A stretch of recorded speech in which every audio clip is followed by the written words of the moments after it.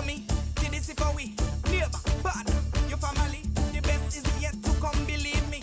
Moving forward, moving with. Hey, see this is certain nation with the best customer experience. See this thing, you are the one for we. Happy anniversary. Together we succeed, building on strong community, pressing onward to our destiny. One love, one family. Together we succeed.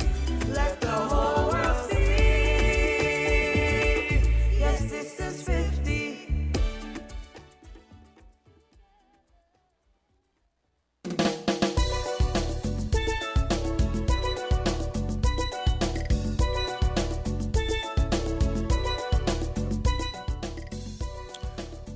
Good morning from the studios of WINNFM 98.9. We say once again good morning to all our viewers, listeners around the globe in whatever time zone you are. So we can say good morning, good afternoon, good evening. Welcome to another presentation of Voices. My name is Socrates, host of today's program.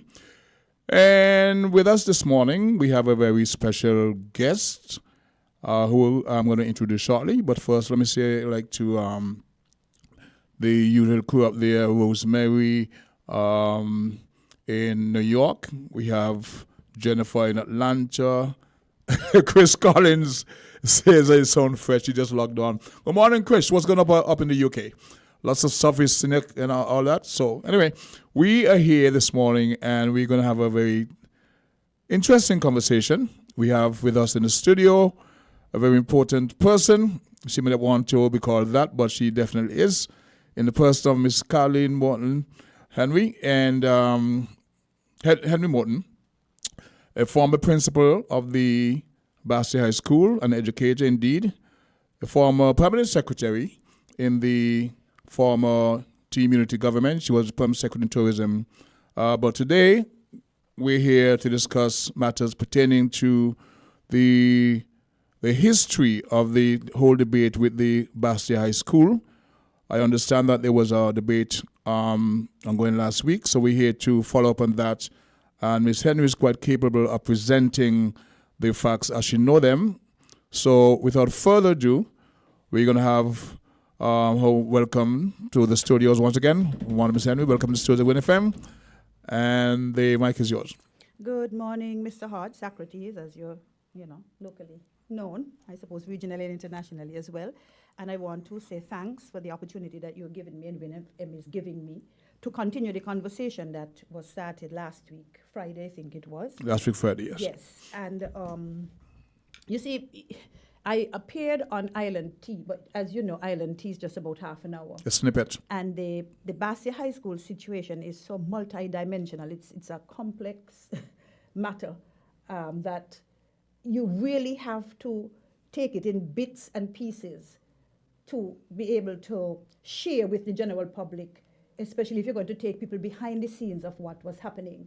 As you know, it generated quite some interest, some media attention and so on. Back I recall. how many, 7, 8 years, 9 years ago.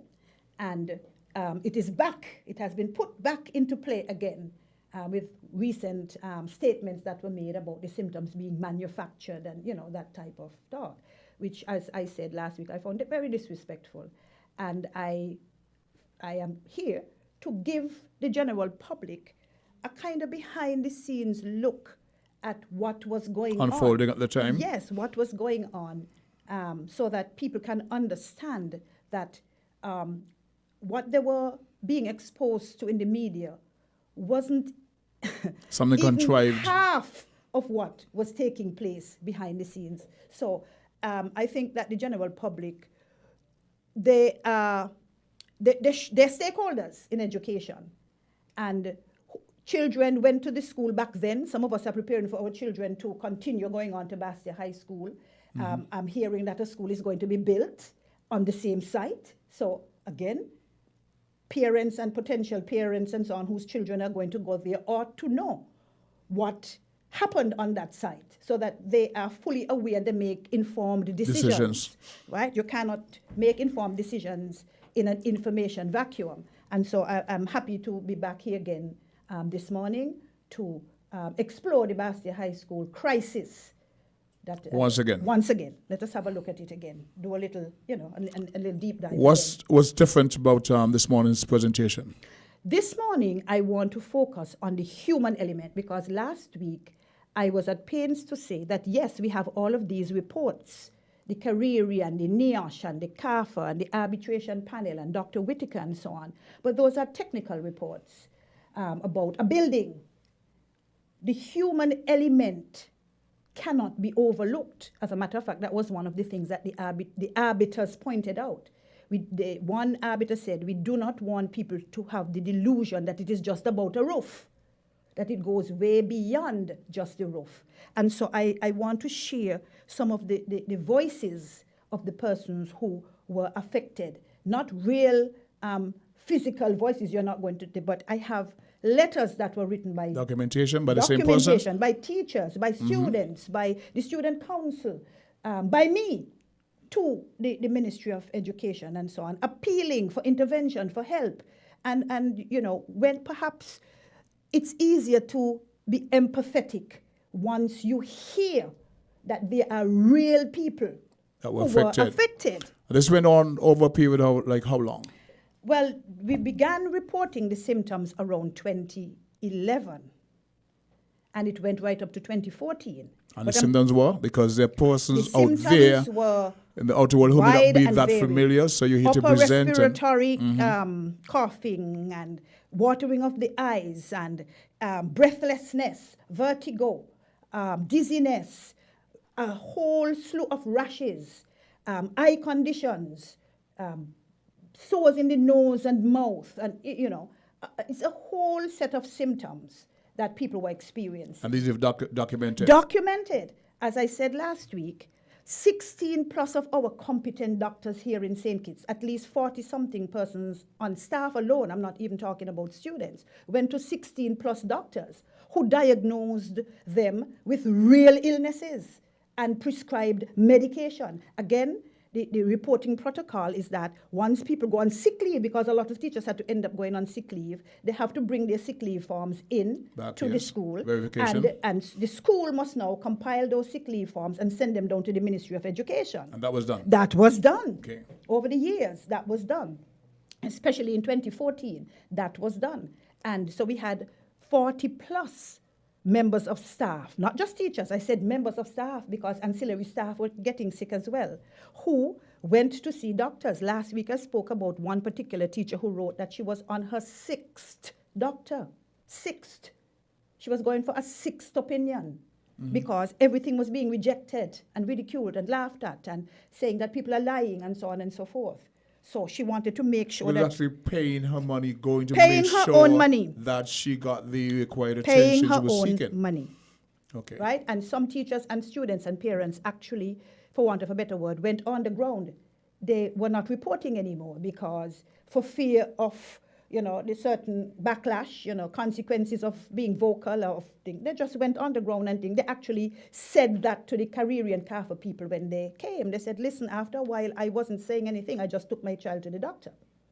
Okay, before you go into this, right, which is very important, what was the rationale for the pushback against all the reports? That it was political. It was politically motivated. That is what was being said, right? That people were playing politics with the Bastia High School crisis. And were you accused of playing a major or leading role in this? Well, I suppose yes.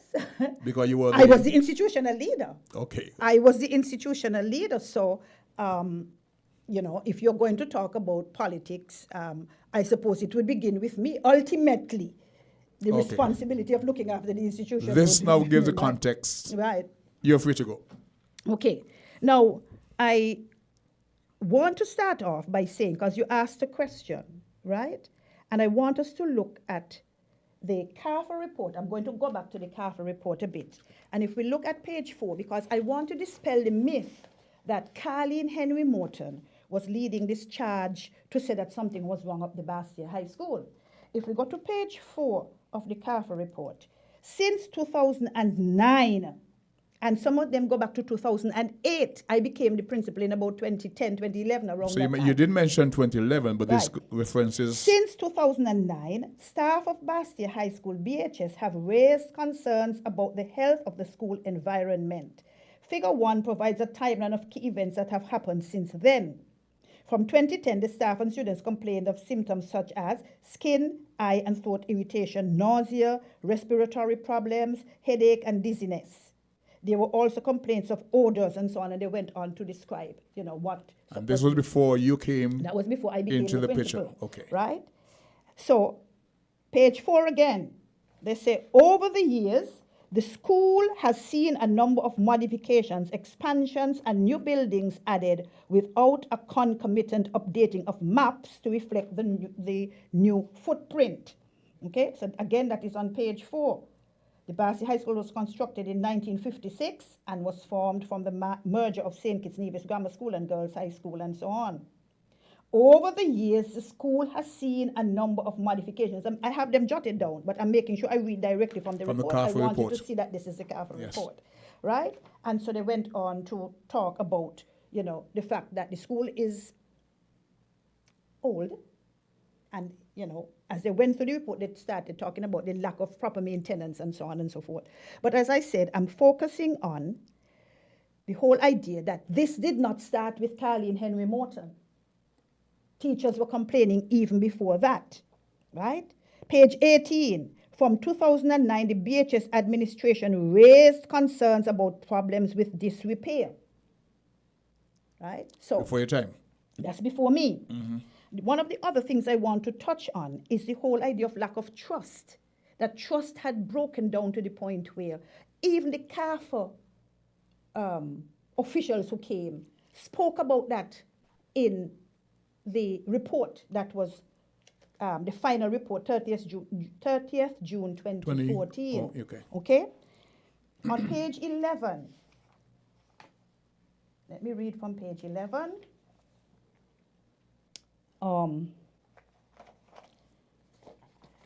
Staff and students described feeling isolated, ignored, belittled, and stigmatized. They also felt that they could no longer trust the authorities and that transparency was an issue. They also stated that they had lost confidence in the national authorities. On page 10, one of the points also, they said here, a big challenge was communicating with the Ministry of Education. MOE never came forward. They never responded or took it seriously? Yes. They didn't bring on reports? No. So that is what the staff, this is conversations that the staff had with the CAFA team when the CAFA team came. See here, what they're summary of interviews with stakeholders. And so they documented a lot of what the stakeholders said to them when they interviewed them. Nothing to do with you? No. No. Right? These are parents and students and teachers and so on who spoke with the CAFA officials when they came. Okay? I want to also look at bullet 7. So this is the regional. Bullet 7 of the arbitration panel's report says, having listened to the presentations made by both sides, because the ministry had to go and make its case, and the school administration had to go and make its case as to why the school should not be continue to function right at that location. And they say, having listened to the presentations made by both sides, the panel observed that there was an element of distrust between the parties, that proper communication protocols were not adhered to, and there was a pronounced difference in the recommended approach for the way forward. So this is by 2014. Things had broken down to the point where you had to bring in arbiters because the impasse, nobody was budging. The Ministry of Education, and they held one position, and the Teachers Union and the Bassi High School and the Parent Teachers Association and the Students' Council had another position. The person most affected. Of course. Physically, the human... the human factor. And so we had to go into arbitration, right? Arbitration, by the way, was suggested by the government of the day because things had really broken apart. Things had fallen apart, right? And so everybody jumped at the idea of arbitration. one way or the next, and we all agreed that we would adhere to whatever the recommendations are coming out of that particular So the discussions. Yes, right? So we spoke up, we think. Now, as I said, I want to take some time to focus on the human element, and I have brought along with me a sampling of letters that were written by teachers, by parents, by me, the Students' Council, and so on, because I want people to get a view of how people were feeling, right? We have to be able to empathize. We have to be able to put ourselves in people's shoes. We have to ask ourselves, if this were my child, if this were my mother coming home with manifesting all of these symptoms, how would I react, right? So let me begin by reading some of the correspondence, right? This is from a parent, and I'm not calling names. You're going to identify. I will say Okay. Initials. Okay. LH, and so on, okay? This is from LH, a parent, to whom it may concern. This letter serves as an official notice that my child, naming the child, will be transferred from Bastia High School to, and she puts the name, the mother puts the name of the school, with immediate effect. My decision to remove my child from the school was based solely on the health and safety of my child. On Thursday, October 2nd, 2014, during his lunch period, he began complaining of chest pains, irritation to the eyes, and severe headaches. And as a result, he was unable to return to school on that day. His condition continued on the following day, Friday, 3rd October 2014. Consequently, he was forced to miss school on that day. Having attended the PTA meeting, which took place at the school's auditorium on Thursday, October 2nd, 2014, and listening to other parents passionately recounting their experiences, it was terrifying to say the least. It was only at that point that I realized my son's complaints were very much similar to other children's symptoms. As a former student of Bastia High School, my preference for the school is favorable, but the well-being of my child is of utmost importance. In light of that, no parent should ever have to compromise the health of our children for their education. And it is for this reason why I feel compelled to remove him from the school sooner rather than later. To this end, my prayers and thoughts go to the principal, staff, and students, and I hope that the issues are remedied speedily. Warmest regards. So that's one parent. This is from a parent, believe it or not, whose child was attending the preschool over the fence from the Bastia High proximity, School. not on the same compound. Not the same compound, not the same just school. Adjacent this to? is a preschool, right? My son, not going to call the name, used to attend the preschool behind the BHS. One day he came from school with bumps on his skin, and in the night they got bigger and he was crying, saying they are itching him. However, one night he woke up with big itchy red bumps from head to toe, and he had trouble breathing. He had to be taken to the hospital where I was told that it was some sort of allergic reaction, but wasn't told what type of allergic reaction. He was given an injection and sent home. The bumps had started going down but then, the very next day, when he left his preschool, they were back again, along with wheezing. After being kept home for about a week, no red bumps or wheezing came about till he returned to school again. Then people start saying, could be the soap or what he eat. I'm reading just what the person wrote. Yes. I took him from the school after I heard on the radio about what was going on at BHS. After that, nothing like that happened. And he's eating the same and using the same soap. So it really wasn't what he eats or uses. So this indicates it was the environment. Okay.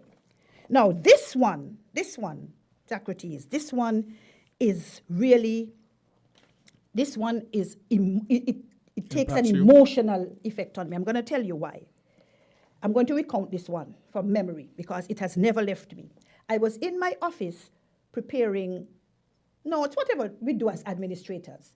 And I heard a set of children coming in, and you could hear that something has happened that is out of the ordinary. So I got up, and when I looked, there were about 4 or 5 students and a lot of students coming together, and you could hear the anxiety and so on in their voices. So I got up and I went out, and there I met a child holding her clothes away from herself, like when you throw her body, something. yeah. Yes, she's holding the clothes away. And she said, "Miss Skin burning me, Miss Skin burning me." So I say, I don't know. I'm saying, what happened? Because I'm wondering if she fell, if, maybe they were in the lab and a chemical, some chemical got thrown on her skin or whatever. The other children began explaining. She said, "Mrs. Morton, she was in the information technology room, and wherever she went in the corner of the room, she just started saying, Miss Skin, and pulling, holding off her clothes and everything and so on." So they explained to me what had happened. When the child took off her shirt, her chest and hands, her upper body, filled with blisters. Blisters like if you take a hot iron and rest it. You get little pustules like something with water. I saw that a couple of days ago with similar burns on her hand, and it reflected with that. That's like boils. Yes. Water boils, yes. so to speak. So I said to her, well, what happened? And she began to explain to me. "I don't know, Miss Morton." She began explaining to me. I said, "Give me your mother's number because this is serious." I called the mother. I said, "Mom, I have your daughter in the office here. And please let me know, when she left home this morning, I didn't want to ask any leading questions. Was she okay?" She said, "Yes." "Was she complaining of anything?" "No." "No itching, no burning, no headaches?" "No." And so on and so forth. I said, "Well, your daughter is here now, and I don't like what I'm seeing. I'm very concerned." I said, "She's going to have to go to the doctor. Do I have your permission to take her to the doctor? Because the mother is at work. I think she worked on the industrial site. And something like this, you don't want to wait until the end of the day." The mother gave me permission to take the daughter to the doctor. I got the secretary to make an appointment to go to a particular pediatrician, well-known, respected, and so on. So we went. When we got there, I go in, I think the doctor, and so on. And when the doctor saw the state of the child's skin, the doctor lost it. Used some very colorful words, actually. Because this was an ongoing debate in public, so he was aware. Not only that, the doctor said, "I have seen a number of children from the Bastia High School, and I have said already that something is wrong in that environment. I don't understand why this is continuing to happen." And then he goes on to explain to me, he said, "Mrs. Morton, you know what is happening here?" I said, "No, I'm not a medical doctor." He said, "This child is presenting with shingles." Shingles. And he went on to explain to me that children her age do not normally present with shingles unless they have a severely compromised immune system. He went on to explain, he said, "You know what is happening here? This child is having an acute reaction to whatever it is she touched, or whatever she bumped on, or whatever it is in the environment at the school." I can only say what the doctor said to me.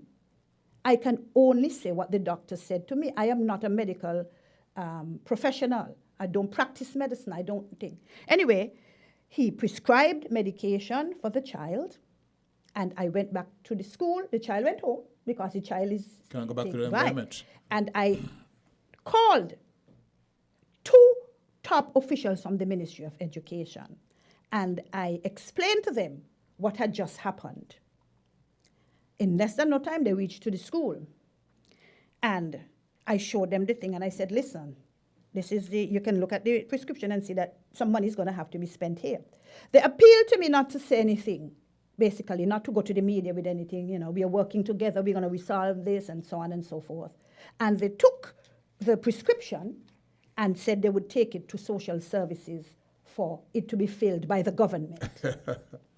And that was done. Okay? Here's what. I am trying not to interrupt this because it's so impactful, but we do have to pause to give credit to our sponsors. I was trying not to because it's very important that people, I know they're actually in tune, they're listening, and they don't want to be interrupted, but we do have to pause for our station ID, and we'll be right back. Okay. If you need protection, you need one who you can trust to secure your investment. You need one who'll do you just. TDC Insurance, you're the one that you can trust. TDC Insurance, you're always safe with us. TDC Insurance is your go-to insurance company for all your insurance needs. We take pride in offering you the best solutions and ensuring our customers are fully satisfied. GDC Insurance, we take good care of you, guaranteeing you peace of mind. You're always safe with us.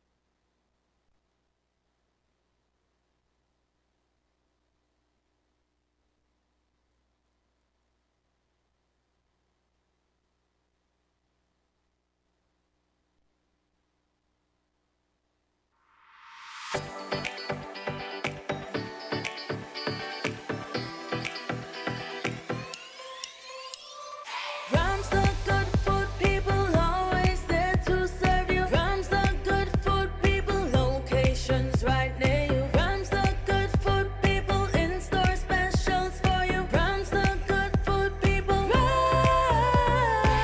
When you need better service, Rams is always here. Better value, better prices. Rams is always here. Rewarding your loyalty. Rams is always here. We are community. We are family. We are family. Rams for you and me. We are community. Rams for you and me.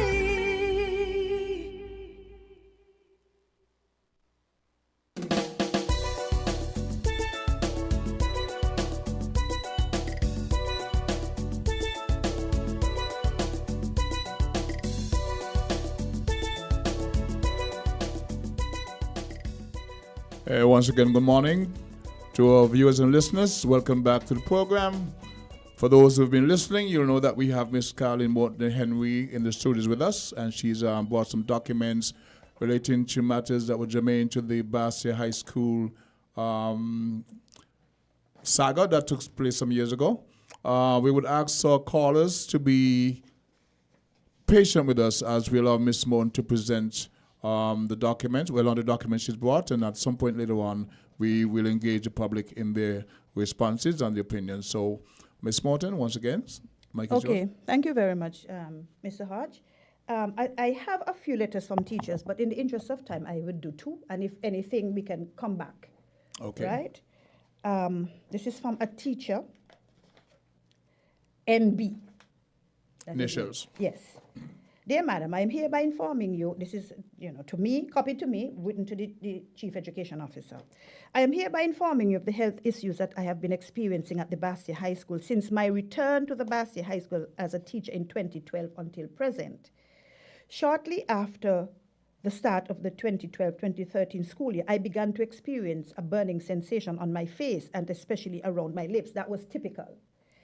This sensation would intensify during the course of the day, and on those days where I attended to classes on the Western campus, and particularly in the classroom that was directly next to the labs that had been abandoned prior to my return at the Bastia High School. This is somebody who had taught, gone abroad to study, and the person Returned. came back, right? I want you to listen to this. Ignorant to the events that occurred prior to my return at the Bastia High School, I continued to operate as normal despite the burning sensations that were being experienced. However, over time, more burning sensations were felt on other parts of my body and especially in the middle of my back. This burning would sometimes persist even after having a shower. After the school was moved to Warner Park, because at some point they had given us permission To construct to go down to some Warner temporary- Park and Okay. to use that site temporarily because the pressure began, and people were really vocal and so on. So I think it was then Minister Conda who had given permission for us. And I heard him on the program there on Issues last Friday where he said he did see people who had suffered effects from whatever was happening at the Bastia High School. He did say that. Okay. Okay? I must say that where Mr. Conda is concerned. She said, after the school was moved to Warner Park, the burning sensations had stopped. So away from the Environment. the symptoms stopped. You come back into the environment, the symptoms All that's indicative. resume. Pardon me? All that's indicative. Yes, right? And she goes on to explain about going through some papers and so on and so forth. But I think that the gist of what I'm saying is clear here. That the teacher is saying that whenever she's at the school, she has these sensations, these Presents, symptoms. yeah. She leaves from the environment and they stop. Okay? So I want to go on to another one here. The person says, to whom it may concern, on returning to work on Monday, 3rd November 2014, at about 8:10 a.m., I proceeded to the Eastern staff room to sign. As I reached the staff room, I signed and was talking to some of my colleagues. After about 15 minutes, I started feeling out of breath. I proceeded to my class, and on my way down to my class, the cleaner stopped me to ask how I felt. I started talking to her, and she commented on how out of breath I was. I then proceeded to see the school nurse because it was getting worse. When I arrived at the nurse's office, I explained what was taking place. She stated that it was not a good sign. She then called Mrs. Morton and explained what was taking place. Mrs. Morton rushed over to the Eastern campus with, she called another teacher's name. At this time, I had to open my mouth to try to get some oxygen in my lungs. I was gasping for air. And she goes on to explain she had to be taken to the hospital and so on and so forth and things. She ends by saying the tightness of the chest and difficulty breathing was some of the same symptoms that I experienced before I went on sick leave. So this teacher had had these symptoms, had gone to her doctor, had been placed on 2 weeks sick leave. When she was at home, she had no such symptoms. The day that she came back, the symptoms started up again.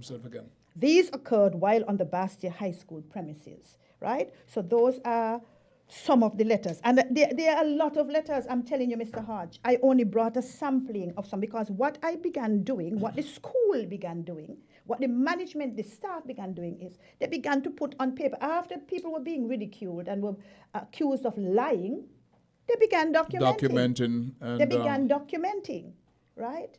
And they would all write. these were presented to the Ministry of Education. I sent every single one down to the Ministry of Education. And yet the pushback was it was political. Yes, and I have no official response or anything from the ministry to say that, well, these were received, we note your concerns, nothing. I have nothing on the record to say that they even acknowledged receiving them. These documents. Okay? So,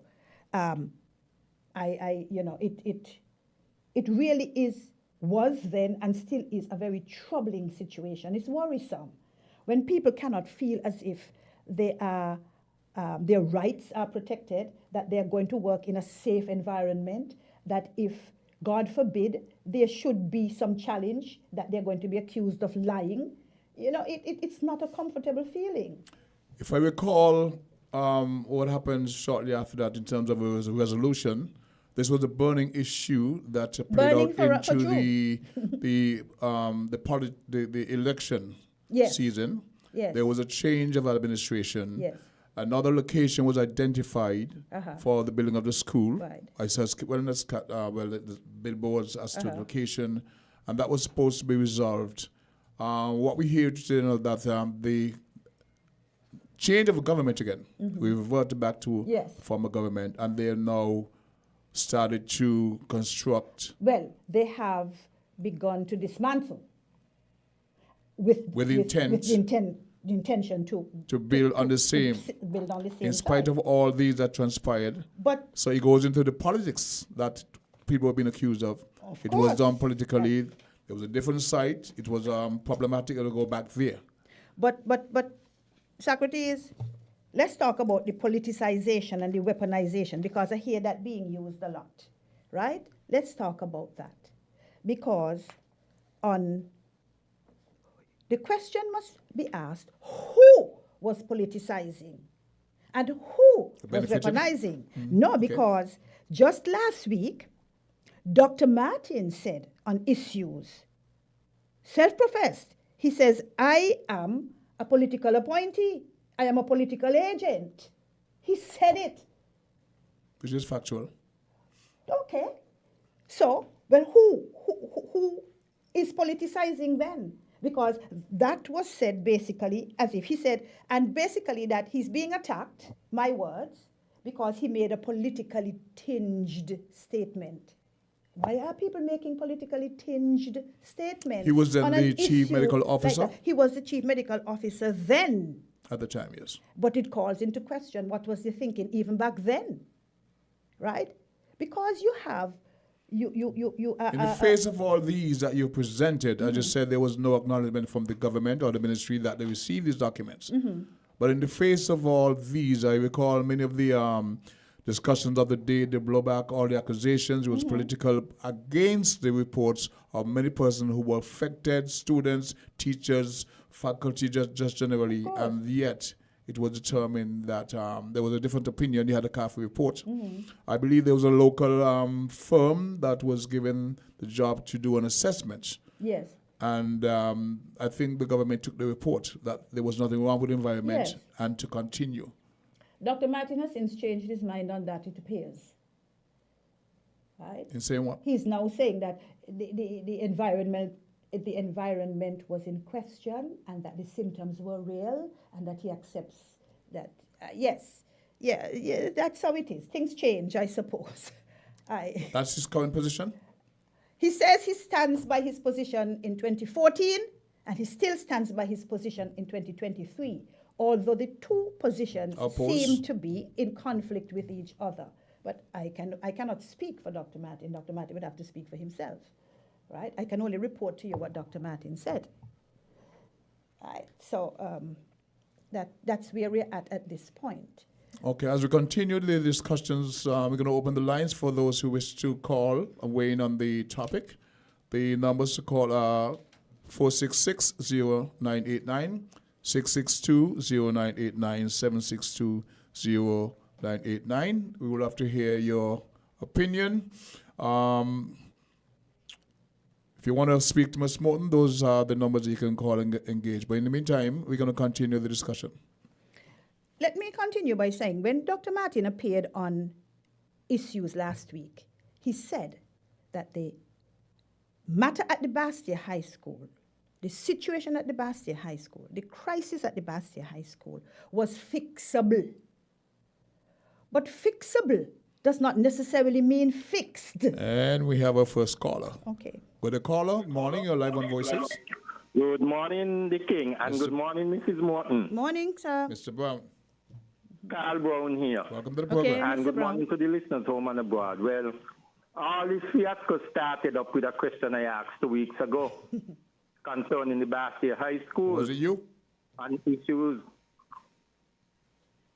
Go right ahead. You were saying something, the King? I was asking if you started to sing all over again. Yes, because I keep asking on many talk shows for the government and all other and sundry to let us bring in some organization along with the local organization to test up there. I say I have no problem with the Deputy Prime Minister want to fulfill his main campaign promise, but we must get the place clean up that we don't go back there and build, and then we have a reoccurrence again, have to get the students out again, and that's what prompted everything. Okay. And then last week I asked the question when I read the document with all the complaints started since 2011. The 2008-9. But then he started change his thing and say it's political now. First he said it was manufactured. When I asked him the question first, he said all the report from the doctors, the report from the teachers and students, that was manufactured. And I tell him, no, you can't sit there and say that. And that's what prompted everything. But I am still requesting that we go over there and we dig up that place to find the thing. Because remember, Nigel Carty and the Labour government between that time spent some $7 to about $12 million. Say they found the tanks them and they found the stuff in the tanks, and they found some tanks were leaking and they repaired them and things. Put back in the students and teachers and they had to run again. So I don't know how it could be manufactured and how it could be political. Because if it's political, it's Labour do it. Because since 2011, these complaints has been coming under the Labour government then. 2008, and now we have a Carl. Labour government again want to go back and reoccur this problem again, and that is my concern. And I am not a father. But my concern is of the staff, the students and everything. Let us get the place clean up. And I don't have no problem with the minister want to fulfill his main campaign promise of building it there. But clean up the ground, clean up the place. Let us get a full report from all organizations, including the local, to say we get the all clear and construction can resume or pursue. Again. Thank you very much, Mr. Brown. My question to you, based on what he just said, do you think that CAFA would be contacted once again to make an assessment? Based on what he's recommended. Well, I can read from the arbitration panel, from their recommendations. Yes. On page 2, they say, seek the assistance, financial and technical of UNICEF, PAHO, ILO, OSH, and other agencies of the UN, along with regional bodies, including the University of the West Indies. Right? So that was, they are of the opinion as well, back then, that these are reputable organizations who deal with environmental health issues and so on, who perhaps can shed some light. But, Socrates, we also have to bear in mind that the literature, according to CAFA, the literature says that you may not find what you're looking for. You don't always get to identify. Okay, let's take this caller. Caller, good morning. You're live on Voices. Good morning to you and your guests. Good morning. Good morning. Yes. I think everybody, including your guests, would admit that there was a medical problem, a psychological problem, as well as a political problem with regards to Bastia High School. And I don't know if she indicated previously, but I would like to know what was the point in trying to litigate this at this particular moment. What is the point really in doing that, unless it is to make sure we take the appropriate action going forward? Okay, because this sounds very much like the arguments that we had 7, 8 years ago. And it's almost like spinning top in mud, right? We need to come to some kind of resolution as to the way forward for that particular site, right? I don't know that you can't avoid the psychological problem, right? Because you may build a new school there, and whether it's so or not, there might be psychological issues arising, and you end up in the same place after spending millions of dollars. Okay? We don't want that. That's a waste of money. What I would like to hear from your guest is what she thinks should happen going forward, right? Because that is what I think is the important point. Does she agree with Carl that the site should first be established as safe before any kind of rebuilding going there? Does she think that the psychological problem outweighs whatever the scientific reports may have said, that it is safe to go back there? My personal opinion is that really and truly they should choose another site for the school. Not the one that was chosen with the that was so close to the aquifer. I thought that was a bad idea. But that's another issue altogether. What should be done going forward with that present site? And having said that, what should be done with the Bastia High School? Where should it be built? What should be the way going forward? In my opinion, we spent a lot of years, a lot of time, and I think your guest is from Sandy Point as well. She probably knew of the issues that we had way back when Sandy Point High School was fledgling, everybody wanted to send, all the parents wanted to send their kids to Bastille because they felt it was the education facilities, teachers, everything were better. You know, we've overcome that now. Building a state-of-the-art high school, especially in East Bastille, you know, just destroys the egalitarianism that we developed, okay? And I would think that a better idea would have been to build a state-of-the-art college that the whole country can benefit from. All the high schools can feed into it, probably use the existing college facilities as a second Bastille High School, and use the rest of the money to upgrade the other high schools, because all of them, practically all of them, in need of upgrading. Upgrade all of them to essentially the same level. So I'd like to hear your opinion on this. Okay. Thank you for your contribution, sir. I'm going to answer your first question. You were inquiring why, at this time, this matter is being raised once again. Is she trying to litigate the matter all over again 7 years after? I think Ms. Morton is responding to remarks made on a program just about a week ago where statements were made refuting more or less saying that this was all a political stunt. So I'm going to let her continue in addressing the other points that you would have raised. Ms. Morton. If I may, I think it is important for us to thoroughly discuss this matter again, having had it raised. Why? You know the old saying, those persons who do not learn from the past, they are doomed to repeat it. And as the caller said, we seem to be going back in the past and behaving the same way that we were behaving back then, vilifying people, you know, accusing people of having an agenda and, you know, that type of thing and so on. That is exactly what was happening 8-10 years ago. We're back here with that. Things are manufactured, they're telling lies, it's psychological, it's fictional, they're just making it up. They want to score points. You understand what I mean? Now, the question about where to locate. Me, personally, I don't think that an educational institution ought to be placed up at the Bastille High School on those grounds, right?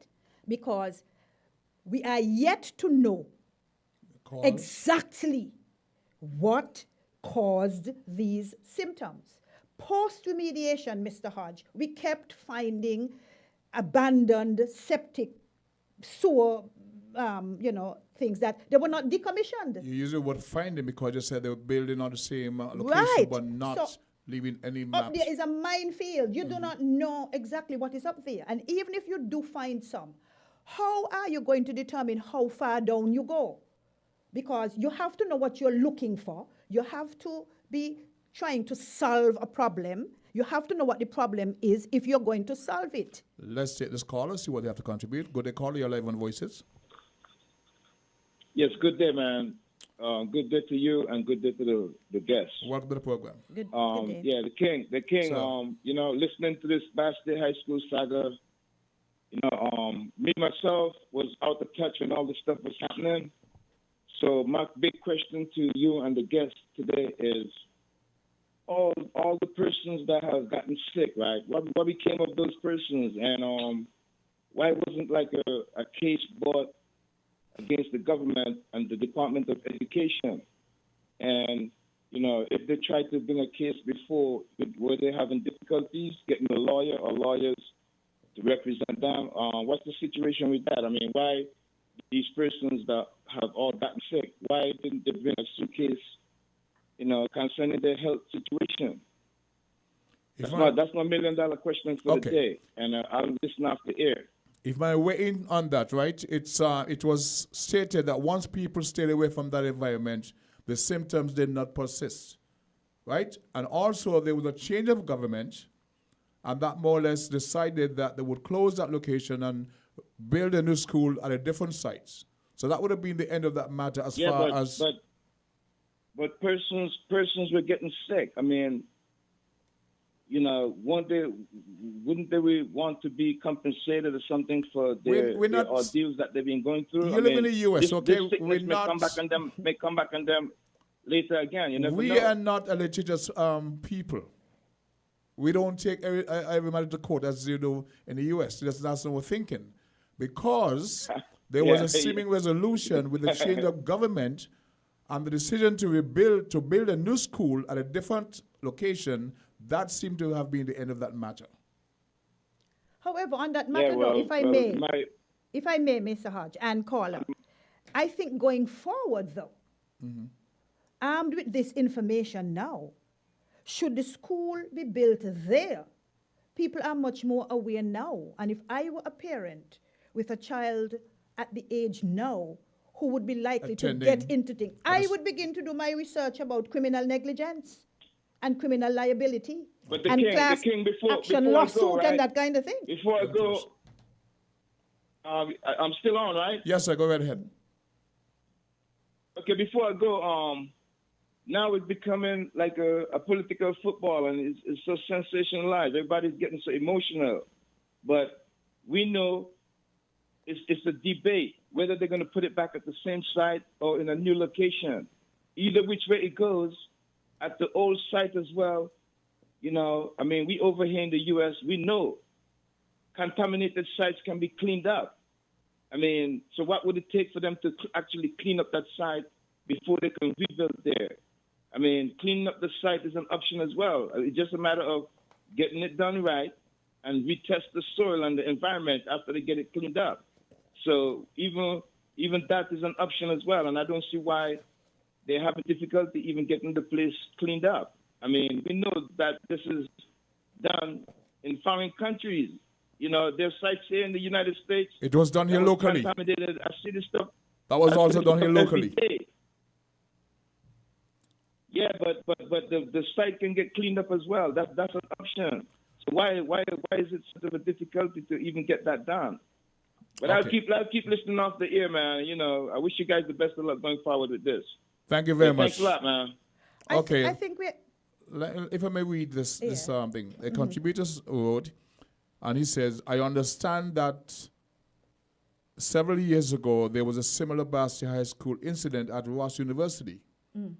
The building was demolished, the soil and debris were removed, soil was brought in, and a new building was constructed and continues to be in use at the present. Well, that's news to me. I don't know about the Ross situation. I can only comment on what I know about. Let's take the last call before we let you continue. Caller, you live on Voices. Yes, good morning. Morning. Win FM? Win FM, yes, live on Voices. Yeah, somebody was just a while ago, I think, guy from India, former police officer. But you see, we all would like for the war in Israel to end. But according to what I heard, President or Prime Minister, whatever he's called in Israel, he's saying there will be no ceasefire. So it seems to me that what they're going to do this time, that is a total annihilation of Gaza.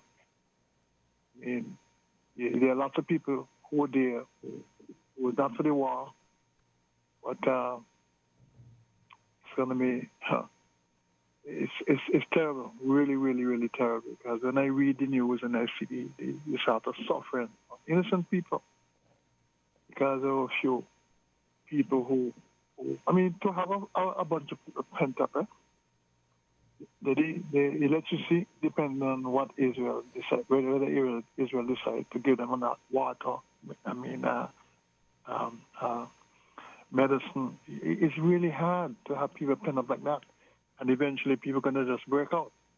But based on what this man said, this is not a war that's going to end right now until those people are completely eliminated. It's really, really sad for us down here. Because we're going to start feeling the effect of this war. What effect? Just when you blow your nose in one part of the world, we hear it down here. But it's sad. I would hope that those people can come together and some kind of decision. But based on what that man said this morning, it seemed to me that there's no ceasefire. He talked about ceasefire in other places. Oh, he talked about there was a ceasefire when the Japanese bomb that place there. There was no ceasefire. I mean, It was the US it's who really, bombed really, Japan. It was Go ahead. the US who dropped bombs on Japan, and that ended that Yes. war. Yes, in Pearl Harbor, yeah, that's what he said, Pearl Harbor. And he said there was no ceasefire when they attacked the World Trade Center.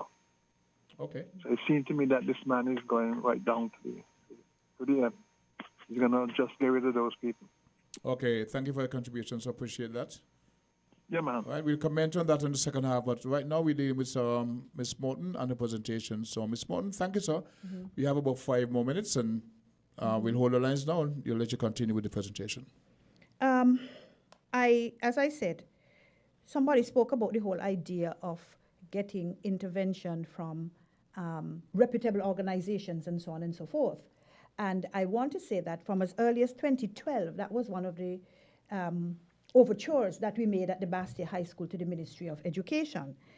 A past student, her name is Helen Douglas. She apparently had been mentored by a Dr. Powitz, a forensic sanitarian from the USC. And at that time, the symptoms were basically not as widespread as they eventually became by 2014, because, you know, most likely when things are left unattended, they get out of control. That is what happens, okay?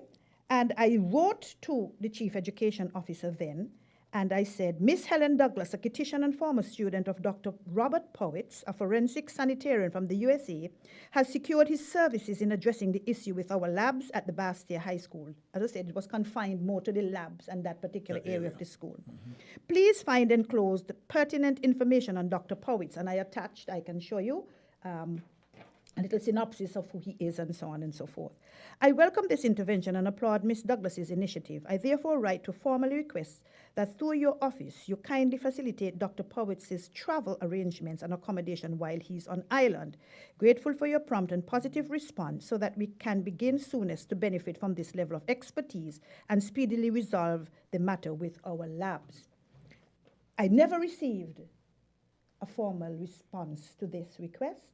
However, I was told by somebody who had the authority to say, all he wants, all the man want, this white man want, is to come down here on vacation and to go on the beach with rum and coconut water. That was the response to this. That was the response. Totally discounting. And all the man wanted was for us to accommodate him. He would have provided his expertise for free as a favor to the mentee, Miss Douglas. He would have provided thing, right? And you had the overview. Dr. Powitz is a prolific writer. The contributing editor of the Food and Safety magazine. Dr. Powitz is a forensic sanitarian with a 25-year-long membership in, NIHA. He's described by his peers as a giant in the field and so on. I made sure I sent the overview, the synopsis of who this man is. And that nothing happened. And the response was that all the white man wanted is to come down and drink some rum and stay on the beach. So there was... that's telling there was collusion. There was a consent not to take this seriously, because if that's the response to a serious attempt to address this thing. And that's one of several letters that I wrote. You see, I have them here. Several letters that I wrote, appealing, begging. In one of them, I said, the situation at the school is volatile. Please do something. This is before these things hit the airwaves and, it really became a political football and, media, hoopla and all of that and so on, right? I attempted to answer the question of the second to last caller about as to why now, 7 years after. I would like to probably address that because, as you indicated, we're trying to litigate and what he wants is solution. He wants to hear from you what you would recommend in going forward rather than just debate this again. So if before we close, we got about 2 minutes, can you address that, please? Well, I would, to be quite honest, as I said, this was raised in the, Carl Brown told you that he was the one who asked certain questions. He's a concerned citizen. He's allowed to ask certain questions. He isn't hear anything about the school. He wanted to know, if there's any progress with the discussion on what is going to happen with the school. And Dr. Martin's response was, as I said, very disrespectful. And so I felt compelled to respond because I was the institutional leader then. And I felt compelled to respond to put things in proper perspective. Right? The whole idea of going forward, I said, and I know that that is the preference of a number of persons, not to put the school back there. In the absence of definitive information that you have, that you know for sure that this is exactly what is happening, this is exactly how we are going to deal with it. We have brought in these experts, this is what they have advised, these are the recommendations. And then, as I said, Carver says that even with throwing all of the money and all of the expertise and all of the technical gadgetry, there is no guarantee that you will ever find out. The literature has said that there is no guarantee in these circumstances that you will ever know definitively what the causative agents factors are. So why risk? That is what I'm saying. Why risk it? With all of the places that we have insane kids, why risk going back up there to put down a state-of-the-art school? There was a big outcry about the location that was cited for the building of the new school, Cleveland. It was close to the aquifer, and so there was mass protests. And we have the change of government. They've abandoned that area and going back to that former location that was very questionable based on the many reports. Right. I think the solution from anybody who can think for themselves is find a new location. We're at the point now that we must pause for the WINNMedia Family's midday newscast. I'll be very happy if we can stay on for the next hour because this is just scratching the surface. We've had a few calls from persons of interest who wants to know, or well, at least engage in the debate. So we pause at this point for the WINNMedia Family's midday newscast, and we will be right back after. You found the sound. 98.9. Win FM. We now bring you the headline news. The headline news is brought to you by Caribbean Alliance, KDP Enterprises, The Grange, and Carib Brewery.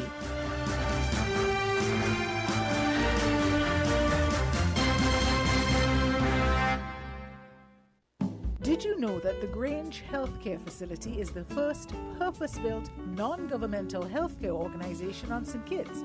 It's situated at Otley's, 7 miles east of Basseterre in beautifully landscaped surroundings. The Grange has a team of highly trained professionals and provides care that's rated as being comparable with UK and North American standards. The Grange offers varied accommodations to suit your individual needs, and our all-inclusive packages make the cost of care per hour the most competitive on the island. Services include convalescent care for all ages, daycare facilities for older adults, rehabilitation services, and training and continuing education for healthcare providers. For more information, call 466-5525 or 465-8020.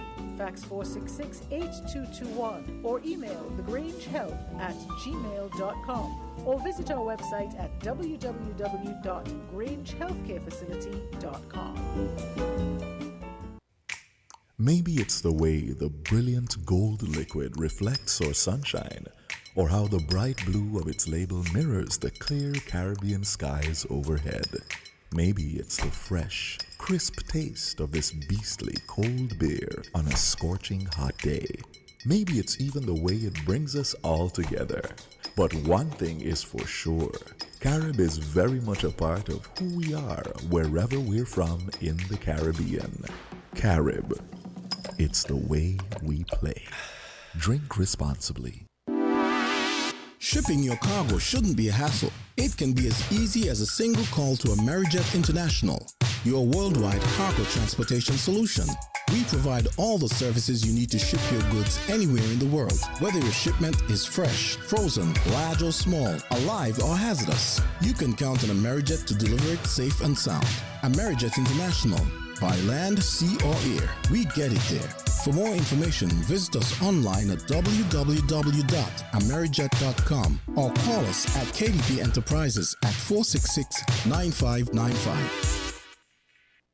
When it comes to the important things in life, your health, your education, your choice of a life partner, and of course your insurance provider, Only the best will do. Caribbean Alliance Insurance is the only insurance company in the Eastern Caribbean with an A excellent rating. We have a robust 3-tier reinsurance strategy that protects our policyholders from multiple catastrophes, even if they occur in quick succession. We spread our risks over 18 territories, ensuring minimal impact to individual territories when a disaster strikes. We provide an excellent claims experience. Claim settlement is usually between 24 to 48 hours. Our A excellent rating means that you are more secure with us. Contact us for motor, property, marine, public liability, employer's liability, and other policies.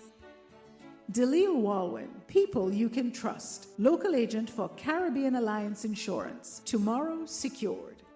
With the WINNFM Midday News, I am Kevon Brown. Our top stories: no weapon found at Sadler's Secondary School following several search efforts. ECCB continues to call for public input on updating the look of EC currency. Grenada is changing its strategy for the CBI program internationally. Israel-Lebanon border tensions concerns conflict may develop into regional conflict. Now the details.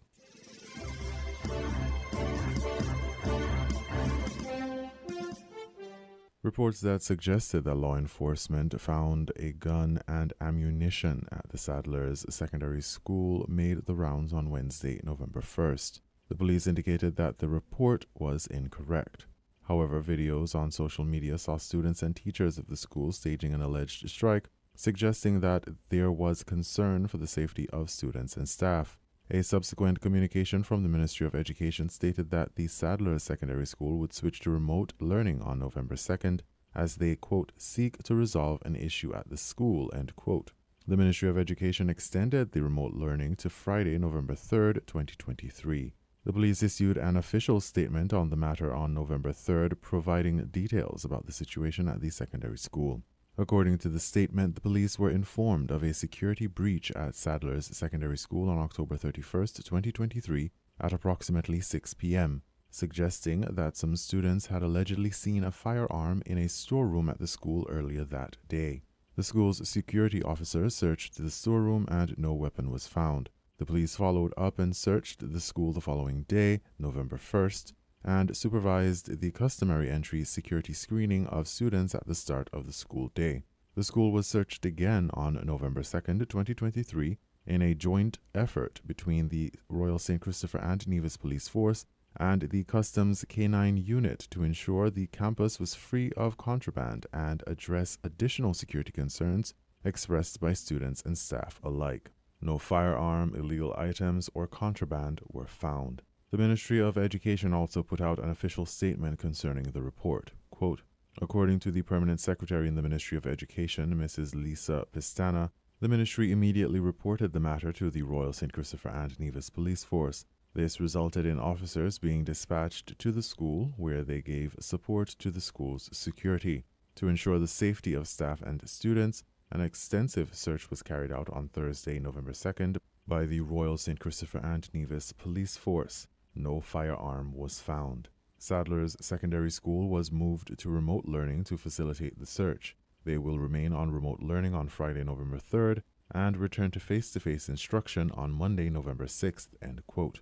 To effectively address similar issues that may arise in future, the Permanent Secretary shared that the Ministry of Education will continue to collaborate with the police to ensure the safety of its staff and students in all its facilities.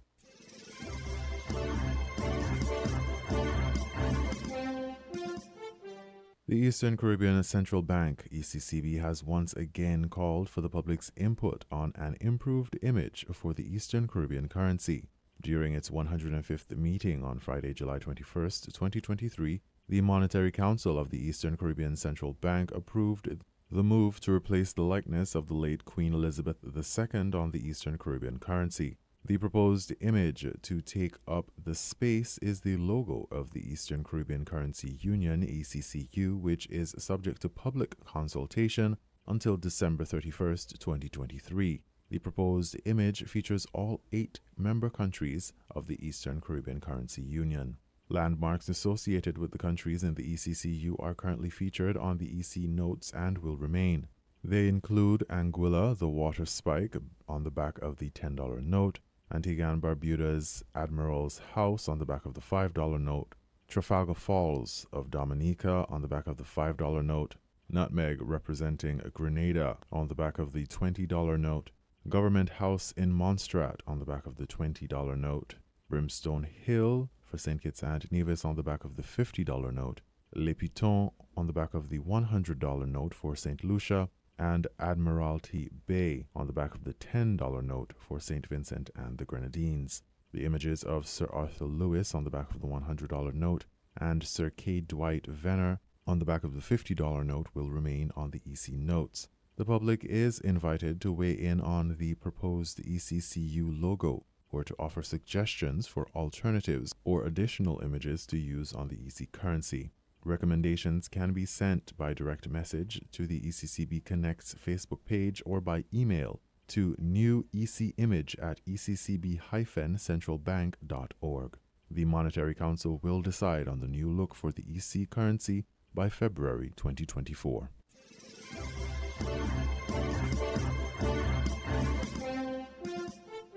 In regional news, Grenada is changing its strategy for the CBI program, and more from Carib Update. Grenada says it expects a decline in the number of applicants under its Citizenship by Investment program next year. The CEO of Grenada's CBI unit, Thomas Anthony, spoke to Carib Update News about the issue Thursday during the break at a one-day migration investment conference at Grandance in Grenada. Yes, we have done projections. We have determined our 2024 budget, and we're estimating without action, we could move to sub 600 applications in the year compared to 2022 where we did 1,250, and in 2023 so far we're almost at 1,700. But with the plans that we have for marketing the program, for being active in the marketplace, we believe that that number will look more like 2022's number. Anthony said Grenada will do a new and different marketing thrust of the program going forward. And he said they will be looking to target West Africa and Asia more, as well as the United States. We'll be doing some events in West Africa to include Nigeria and Ghana. We will be doing multi-city tours in China. That, as you heard from Dr. Surak earlier, that's a re-emerging market. So we're going to go into that marketplace, multi-city tour. And an interesting development is the U.S. market. There are more and more Americans who are looking for second citizenship. And we have seen an uptick in our numbers. And I know it's been the same in other programs in the Caribbean. So West Africa, China, other Asian countries, Middle East, and some events in the U.S. Chairman of the CBI board, Richard Duncan, confirmed that the Grenada program will change some of its marketing approaches. Over the last many years, the marketing agenda and program has been pushed by the developers and the marketing agents. So going forward in 2024, the CBI unit itself is going to be investing heavily in marketing the program to the global market. So we will be more or less cost sharing, for want of a better word, along with the developers, as opposed to leaving it up to them to do the marketing. The way in which we market the program, that's also going to change, because there are certain things that are emphasized in the program that we wish not to emphasize for good reason. For example, such as? For example, the E2 visa is still available, but it's not something that we want to emphasize, though it is still available to applicants. So that's one of the tweaks we'll make to our marketing message in 2024 and beyond. Thursday's migration conference, bringing together key stakeholders to discuss the industry, was the fourth of its kind. Thomas said there has been immense value in such meetings. The value that we have found through the program is the action items, the recommendations that come out of the roundtable discussions. And later today, I will be reporting on the progress on some of those action items. So it has helped us to focus our attention on areas that stakeholders deem there to be a gap, and to bridge that gap for the improvement of the program. So ultimately, the program is about nation building and country development.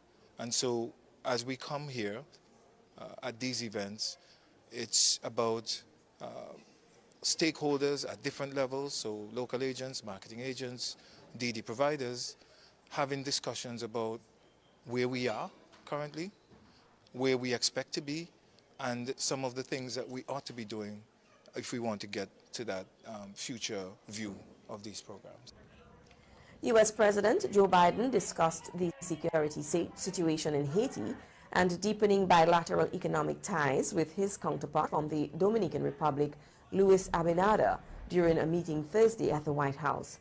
We share your commitments to strengthen security, democracy, and human rights. We are partners in defending democracy in the region. And in order to achieve this goal, we must increase President Biden and spread prosperity and deliver the fruits of democracy to all our people. The meeting was held because last month, the Dominican Republic, which shares the island of Hispaniola with Haiti, announced measures to strengthen control at its border. And, finally, working together to address the historic humanitarian security situation in Haiti. As I said at the UN General Assembly, the people of Haiti cannot wait. And together we're going to continue to support the Kenyan-led multinational mission. And we're going to continue to urge Haitian political actors to come together for the good of their country. Trinidad and Tobago's Education Minister, Dr. Nyan Gatsby-Dolly, said there are plans to use the University of the West Indies Day Bay campus as a medical school. Gatsby-Dolly said in Parliament that discussions are ongoing between UWI and the government on the issue. She added that part of the financing for this project would include a $330 million bond, and those details are being worked out. The campus was constructed under the former UNC-led People's Partnership Coalition government, but no classes have been held there to date. The campus served as part of the parallel healthcare system that was established during the COVID-19 pandemic.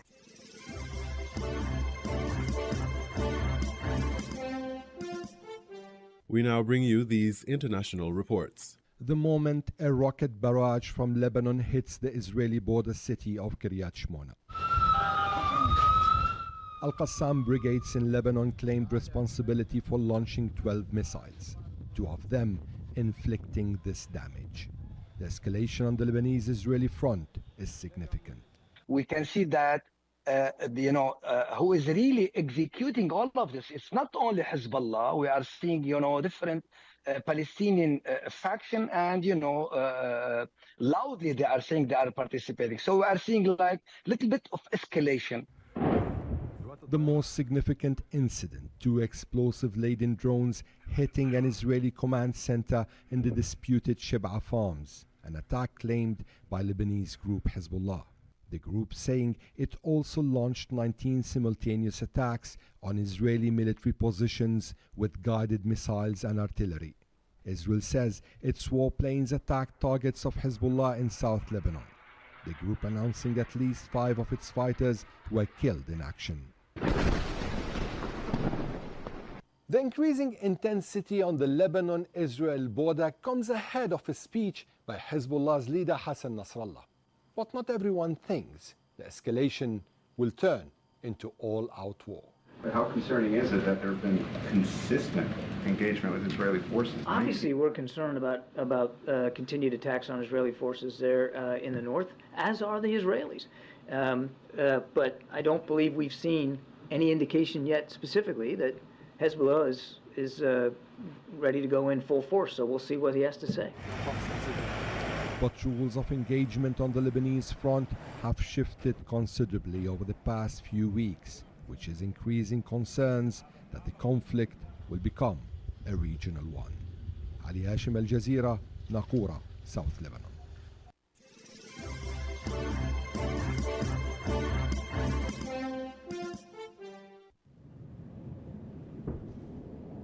Explosions were seen in Gaza early Friday morning as Israel said it had surrounded the Palestinian enclave's largest city.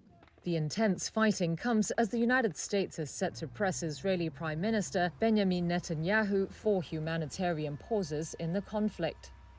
Israel's military released more footage said to be of their battles by land, sea and air against Hamas militants. While Hamas's military wing also published video said to show its fighters in hit-and-run attacks against Israeli tanks. Reuters was not able to independently verify the location or date of the footage.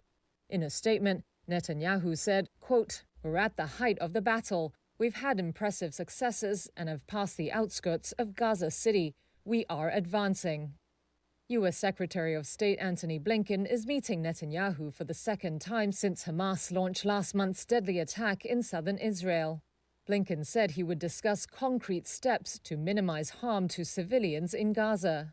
The White House, meanwhile, insisted the U.S. would not stop Israel defending itself. National Security spokesperson John Kirby.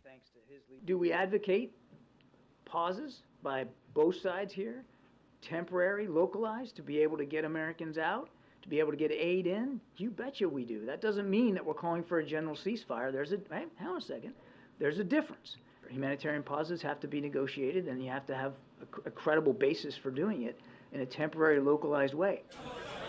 Mounting casualties among Palestinian civilians, along with dire shortages of food, water, medicine and fuel, have intensified calls by global leaders for a ceasefire, or at least a pause in fighting.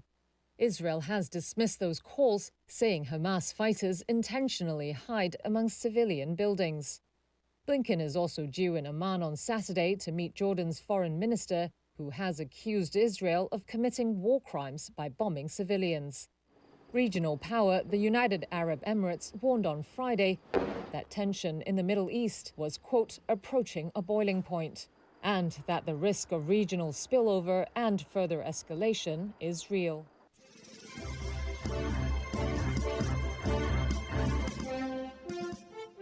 Sam Bankman-Fried, who once ran one of the world's largest cryptocurrency exchanges, FTX, has been found guilty of fraud and money laundering. The verdict comes at the end of a month-long trial in New York. Prosecutors said Sam Bankman-Fried had used money stolen from FTX to prop up his investment fund and to fund his lavish lifestyle. He now faces decades in prison. Mr. Bankman-Fried's lawyer says his client maintains his innocence and will fight the charges against him. Now, after the verdict, prosecutors celebrated the win outside the court, saying the case is a warning to any fraudster who thinks they're untouchable. Sam Bankman-Fried perpetrated one of the biggest financial frauds in American history, a multi-billion-dollar scheme designed to make him the king of crypto. But here's the thing. The cryptocurrency industry might be new. The players like Sam Bankman-Fried might be new. But this kind of fraud, this kind of corruption is as old as time, and we have no patience for it. And I spoke with our North America business correspondent, Erin Delmore in New York, who's been covering the trial. Over the course of 4 weeks, prosecutors showed the jury through testimony and evidence that Sam Bankman-Fried stole billions of dollars in FTX customer funds while lying to investors and lenders. And in closing statements, the prosecution reminded the jury that this is not a case that's about crypto or hedging. They said it's about lying and greed and stealing. And that's the message that we saw largely echoed by U.S. Attorney Damian Williams at the press conference today after the verdict was reached, when he said to would-be fraudsters that we will find you, whether you're operating in a traditional financial landscape or in a crypto industry or elsewhere. That matters because the crypto industry here is largely unregulated, and these cases are working their way through the courts. So, Erin, I want to ask you, this is, a really big fall from grace for Sam Bankman-Fried, who was so celebrated. What does this verdict mean for him now? We'll find out exactly what his sentence is on March 28th. That's the date that the judge sent for the sentencing hearing. But he faces decades in prison, potentially even a life sentence. He's been found guilty on all 7 charges. Together, they carry a statutory maximum of 110 years in prison. So even if the judge sentences below that maximum, which we expect him to do, it could still amount to a life sentence. You talked a bit about the cryptocurrency industry and the message that prosecutors had for the industry. I mean, what impact do you think his downfall has had on the industry? Sam Bankman-Fried rode the wave of crypto when times were good. In 2021, when crypto was at its height, so was Sam Bankman-Fried. But then his stunning fall in 2022 sent a chill through the industry. We've seen crypto prices down, we've seen venture capital investment down, and we have seen not only Mr. Bankman-Fried's own fall from grace here, but we've also seen that his customers, thousands of customers, lost billions of dollars in FTX's collapse. They remain at the heart of this case. And Aaron, one more question. What has then happened to FTX itself? FTX is in bankruptcy proceedings with an interim CEO being placed, trying to recover assets here to figure out how much can be recovered and be paid back out to customers, investors, and lenders. But that's a long process, and we don't know yet who will be able to see what kinds of returns or come close to being made whole.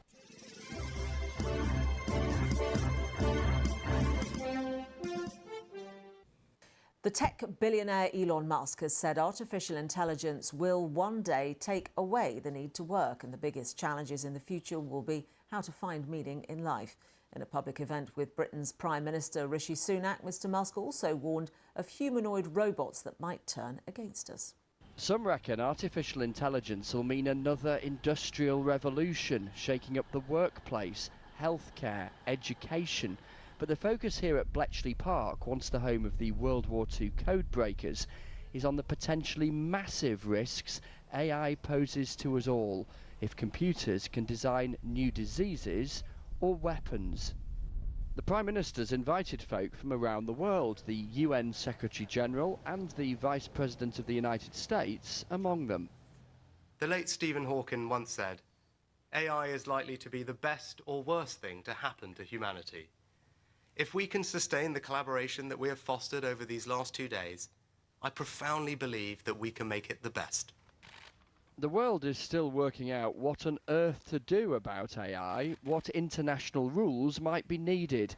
Some say the technology has inbuilt problems already, but the government has said it won't rush to regulate.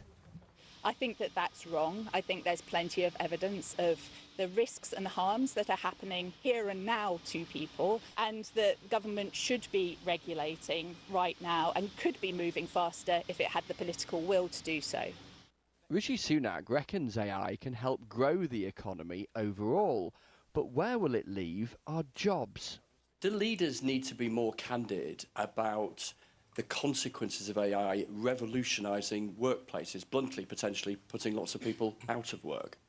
We should look at AI much more as a co-pilot than something that necessarily is going to replace someone's job. You know, AI is a tool that can help almost everybody do their jobs better, faster, quicker. But that does mean jobs can change. Technology has long been revolutionary.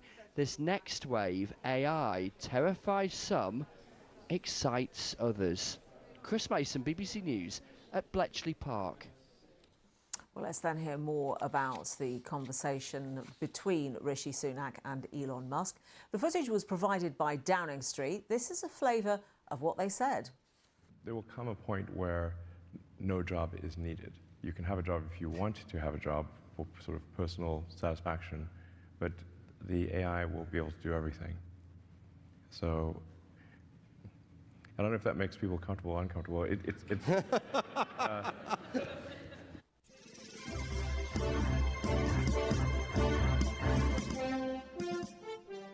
You were listening to the Midday News on WINNFM 98.9. The headlines: no weapon found at Sadler's Secondary School following several in life, your health, your education, your choice of a life partner, and of course your insurance provider. Only the best will do. Caribbean Alliance Insurance is the only insurance company in the Eastern Caribbean with an A excellent rating. We have a robust 3-tier reinsurance strategy that protects our policyholders from multiple catastrophes, even if they occur in quick succession. We spread our risks over 18 territories, ensuring minimal impact to individual territories when a disaster strikes. We provide an excellent claims experience. Claim settlement is usually between 24 to 48 hours. Our A excellent rating means that you are more secure with us. Contact us for motor, property, marine, public liability, employer's liability, and other policies. Dalil Walwyn, people you can trust. Local agent for Caribbean Alliance Insurance. Tomorrow secured. Shipping your cargo shouldn't be a hassle. It can be as easy as a single call to Amerijet International, your worldwide cargo transportation solution. We provide all the services you need to ship your goods anywhere in the world, whether your shipment is fresh, frozen, large or small, alive or hazardous. You can count on Amerijet to deliver it safe and sound. Amerijet International, by land, sea or air, we get it there. For more information, visit us online at www.amerijet.com or call us at KDP Enterprises at 466-9595. With over a century of perfection behind the Mackeson name, a smooth blend with perfect balance and richness, it's no wonder Mackeson Triple Stout has a legacy of perfection. Enjoy the world over. Introducing our new look with the same great taste. Mackeson. All hail the king. Please drink responsibly. Did you know that the Grange Healthcare Facility is the first purpose-built, non-governmental healthcare organization on St. Kitts? It's situated at Otley's, 7 miles east of Basseterre in beautifully landscaped surroundings. The Grange has a team of highly trained professionals and provides care that's rated as being comparable with UK and North American standards. The Grange offers varied accommodations to suit your individual needs, and our all-inclusive packages make the cost of care per hour the most competitive on the island. Services include convalescent care for all ages, daycare facilities for older adults, rehabilitation services, and training and continuing education for healthcare providers. For more information, call 466-5525 or 465-8020. Fax 466-8221 or email thegrangehealth@gmail.com or visit our website at www.grangehealthcarefacility.com. Found the sound 98.9 FM. Did you really think cybersecurity was just not for you? Think again. The threat is real and everyone can fall. It's time to get ready and protect your business. At Cable and Wireless Business, we are the top local partner with global cybersecurity expertise. Cybercrime will not stop us. Visit stopthenextattack.com for more.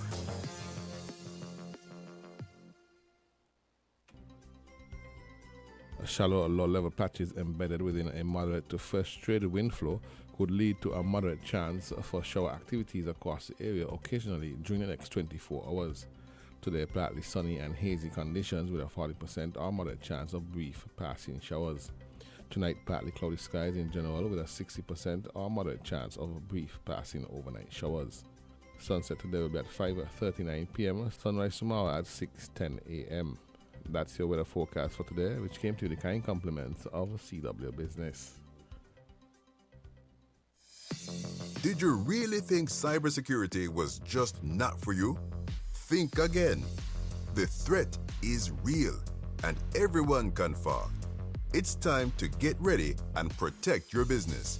At Cable and Wireless Business, we are the top local partner with global cybersecurity expertise.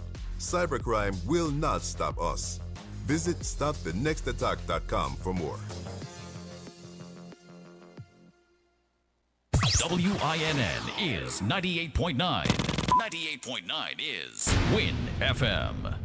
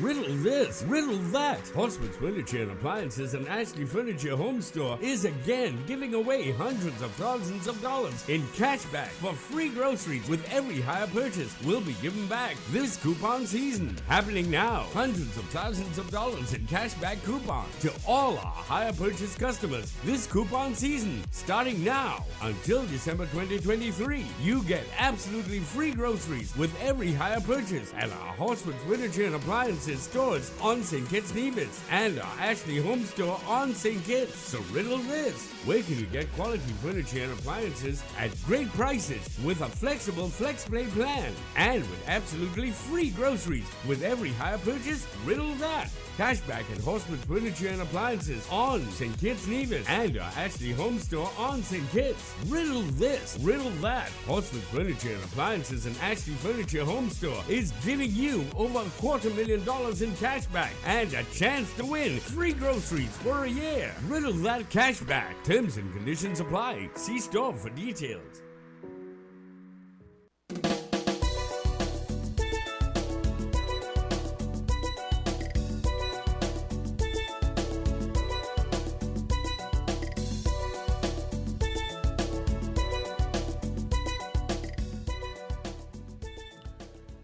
Hey, good afternoon, and welcome back. We're saying to our viewers and listeners, we're now into the second half of today's presentation of Voices, and we luckily have with us still Ms. Carlin Borton-Henry, and she brought some documents to substantiate her Agate High School saga.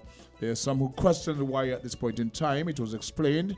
It's mainly in response to some comments that was made recently on other programs. So for those who were listening, those who wish to call in and engage Ms. Henry, you're free to do so. The lines are now open. The numbers to call are 466-0989-662, 0989-762-0989. As we say, good day to Bag of Sugar. Hoping that you have a wonderful day. And now, Ms. Henry, what are we going to discuss next? You have a whole lot of documents. I don't know if you let you on it, but let's As I said, I was prepared today to share some of the documents that I would have shared with the Ministry of Education.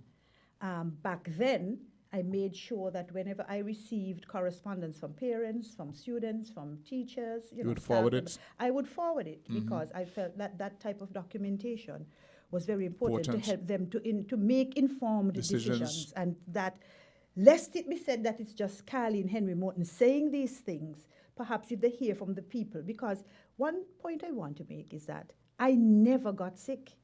Thank God, I never presented with any symptoms.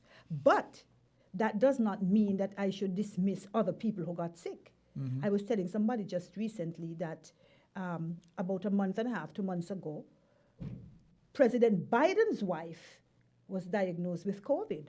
They're correct. two married people. I would like to believe they sleep in the same bed, but he was never diagnosed with COVID. So you can't say that because I did not get sick, I must look at my colleagues presenting with physical symptoms. I'm seeing them and everything and dismiss and say to them, well, that can't be happening to you because the two of us are in the same environment and look at me, I am not getting sick.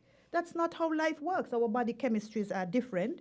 And so two people could be in the exact same space and they don't respond in the same way to whatever is taking place in that space. So that would have answered the question to people like, well, how come she didn't get sick?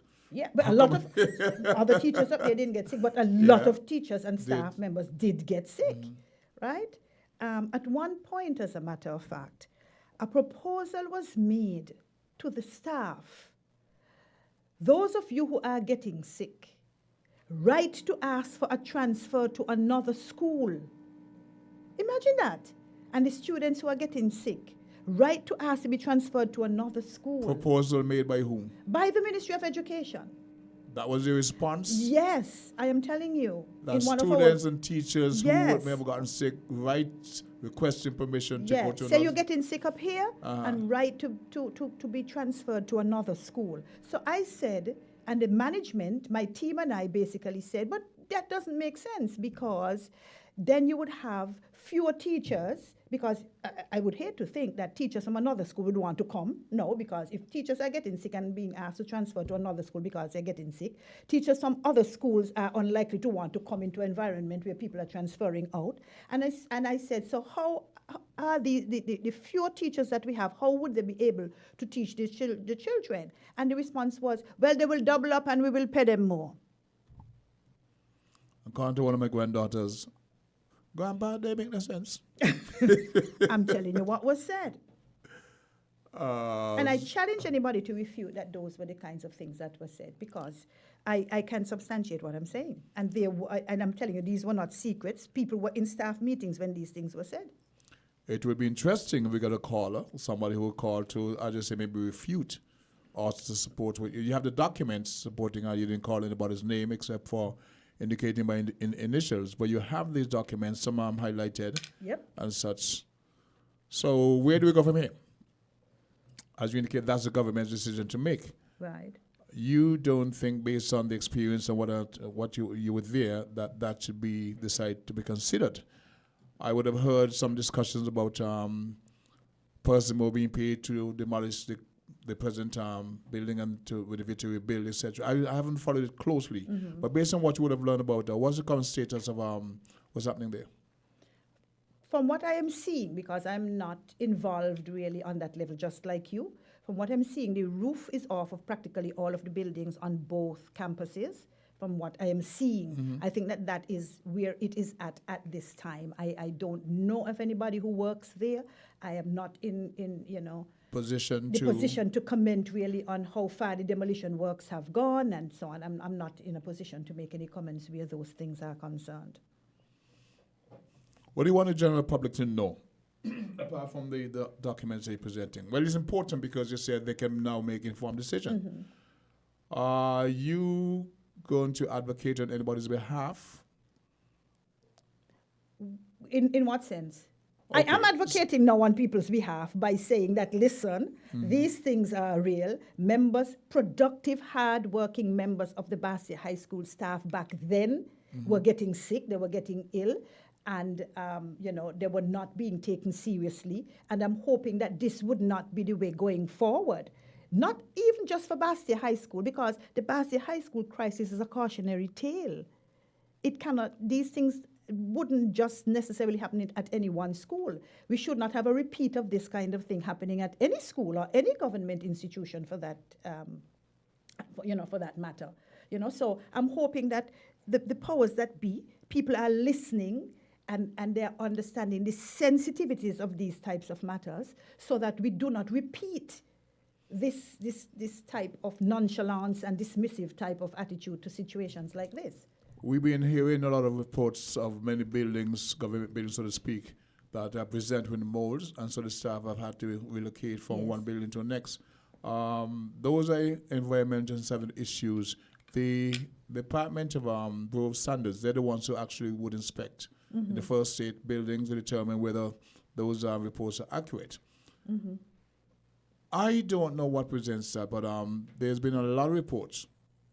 Many reports of buildings left abandoned because of that. So why couldn't the same approach be taken on this much larger physical structure institution? Why do you think you're not in the minds of the persons, but the pushback, as it seemed to be political, you were at the forefront of that. I think the fact that the government, okay, let's take this caller. We would have missed that caller. Caller, if you get a chance to call back. Okay, let's see. Caller, 11 Voices. Good afternoon, Mika. Mr. Mack, welcome back to the program. Yeah, I would have thought that the response of a transfer, why not request a transfer, would have been perfectly reasonable depending on the numbers. You see, in both instances, they had to have been some kind of threshold, right? In any given institution, let's say you cut the grass over the weekend, by Monday you can be sure that 1 or 2 or 3 people are going to have asthmatic problems. That's just a fact, okay?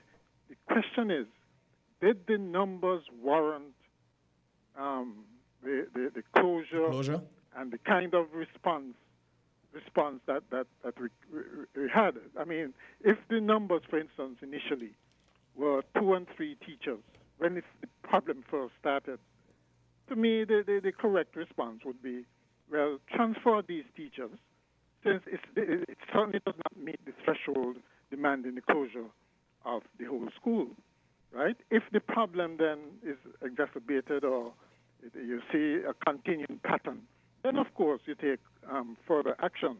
So I don't know that the threshold for closure had been met. And secondly, I didn't recall an answer concerning the suitability of a policy of building a state-of-the-art high school. One, that is going to involve, first of all, state-of-the-art means state-of-the-art maintenance and operation. It's going to essentially draw funds from the education budget for the other high schools as well. So I didn't hear the response on the fact that we would no longer be egalitarian. We basically going back to an elitist system, especially in East Bastia, where most of the students will be served by that new school would come from. Okay, so I'd like a response on that in terms of because I think it was bad education policy, bad environmental policy, and bad financial policy to be investing in a state-of-the-art high school as opposed to a state-of-the-art college, which, as I said, would serve everybody. Right. Okay, then. Ms. Morton. Yes, thank you, caller. Whether you go to a high school or a state-of-the-art, what was it? College. To be quite honest, I think that it would be good for us to have a state-of-the-art Bastia High School. You know, we had the Bastia High School before, and we do have the CFBC. So if they do want to expand on the CFBC, but it would be good to have a state-of-the-art Bastia High School, as opposed to the Sandy Point High School and as opposed to the Sadler's High School and so on and so forth. But that's a decision for the powers that be to make, that we would have our preferences and so on, of course. Now, the caller also asked about the threshold for closure, being met. I want to remind the caller that last week I said that in 2014 alone, over 44 teachers, staff members were sick. They went to doctors, right? Now, could you imagine over time, and some of them went on sick leave 2 and 3. As far back as sorry, let's take this caller. Caller, good day, live on Voices. Hi, King. Good morning, sir. Welcome to the program. Sorry, good afternoon. Yeah, good afternoon. And I must say a very special good afternoon to you. Very special guest. Good afternoon. Mm-hmm. Yeah, the King. I really gonna say some things this afternoon, not a lot, because I want to deal with certain things and many things in the future at another date, at another time. But I think I need to really, because I know the lady who you're having as your guest today, I really want to congratulate her, commend her for the excellent leadership she would have demonstrated when she had the opportunity to lead. I am very, very, very impressed, very, very, very proud. Thank you. And what I experienced, that she had the students and the teachers' interests at heart, which is really, really, really commendable. And I don't think that she's given even the recognition and support that she really deserved, because she did an excellent job. during a crisis, a health crisis. Well, she tried. She was trying, but appeal fell mainly on deaf ears.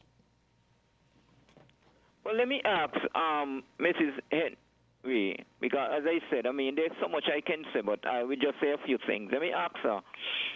The Basti High School was closed down not only once, but twice, right? 4 times, basically. We did 4 different relocations, 4 times. So the first time we went down into Warner Park. That's around 2012.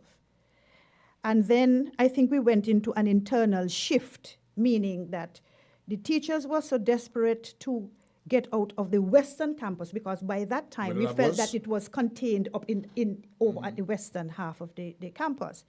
And so we agreed to go into an internal shift, meaning Bastia High School itself from 1st to 3rd would come in the morning, and from 4th and 5th would come in the afternoon. Now that required teachers to come in from 7 o'clock in the morning, and they didn't finish working until after 7 in the night, 8 in the night, because you had to teach the first shift and still turn around and teach the other shift.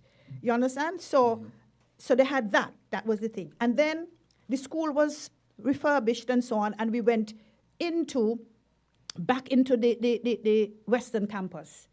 And then we started having all these problems again. By September, we opened in September, before September could finish, the same symptoms again. And so eventually, it went right down, and we went into arbitration, and that is when we started to have the shift system with Washington Archibald High School. Now, I am glad that that was raised, because the fact that the teachers and staff and everybody, we were willing to cooperate. Show the dedication, yes.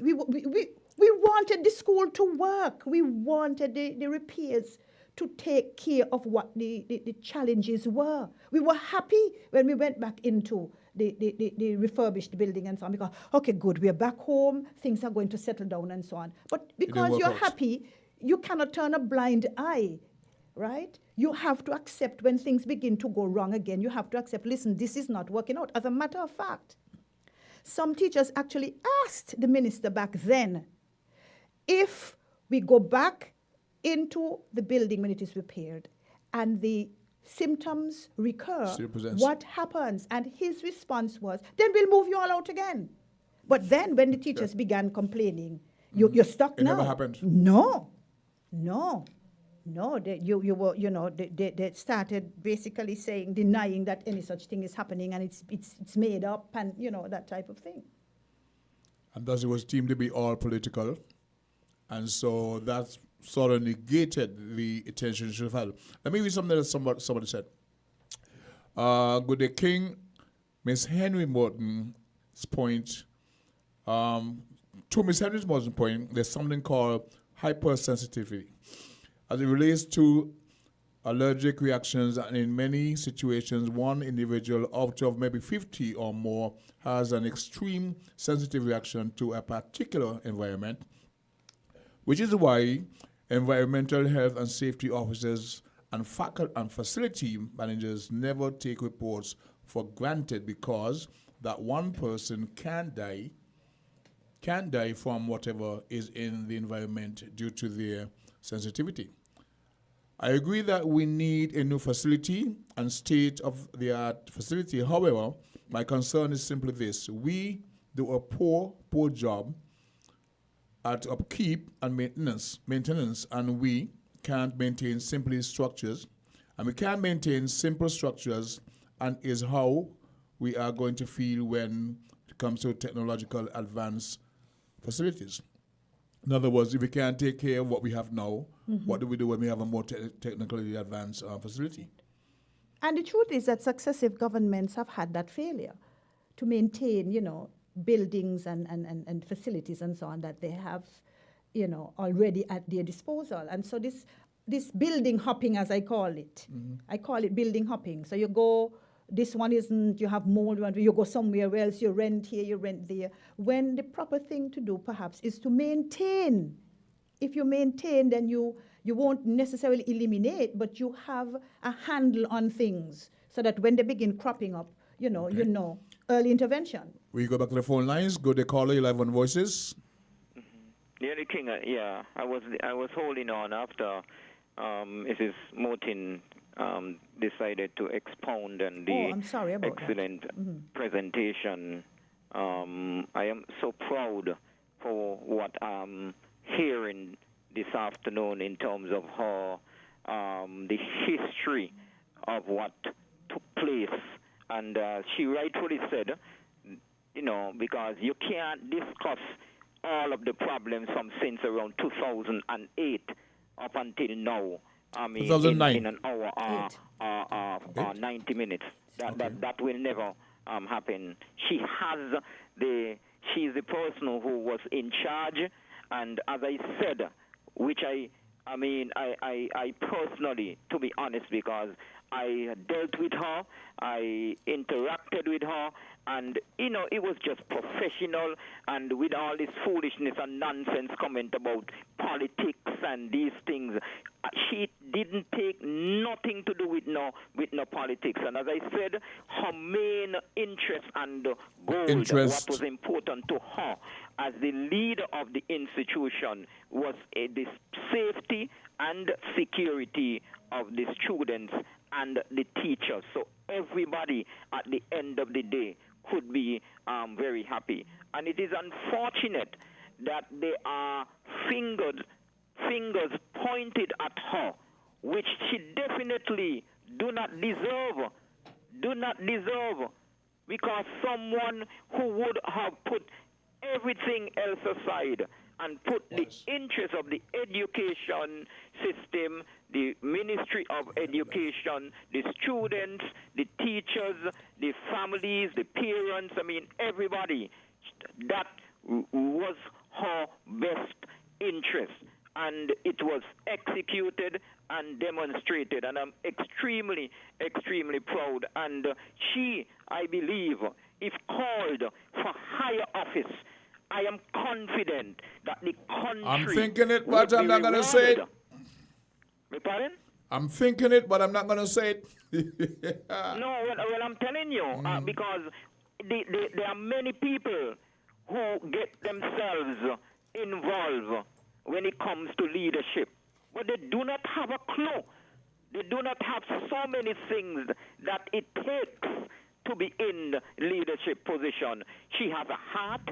She has commitment. She's dedicated. She's professional. She has ideas. She has a vision.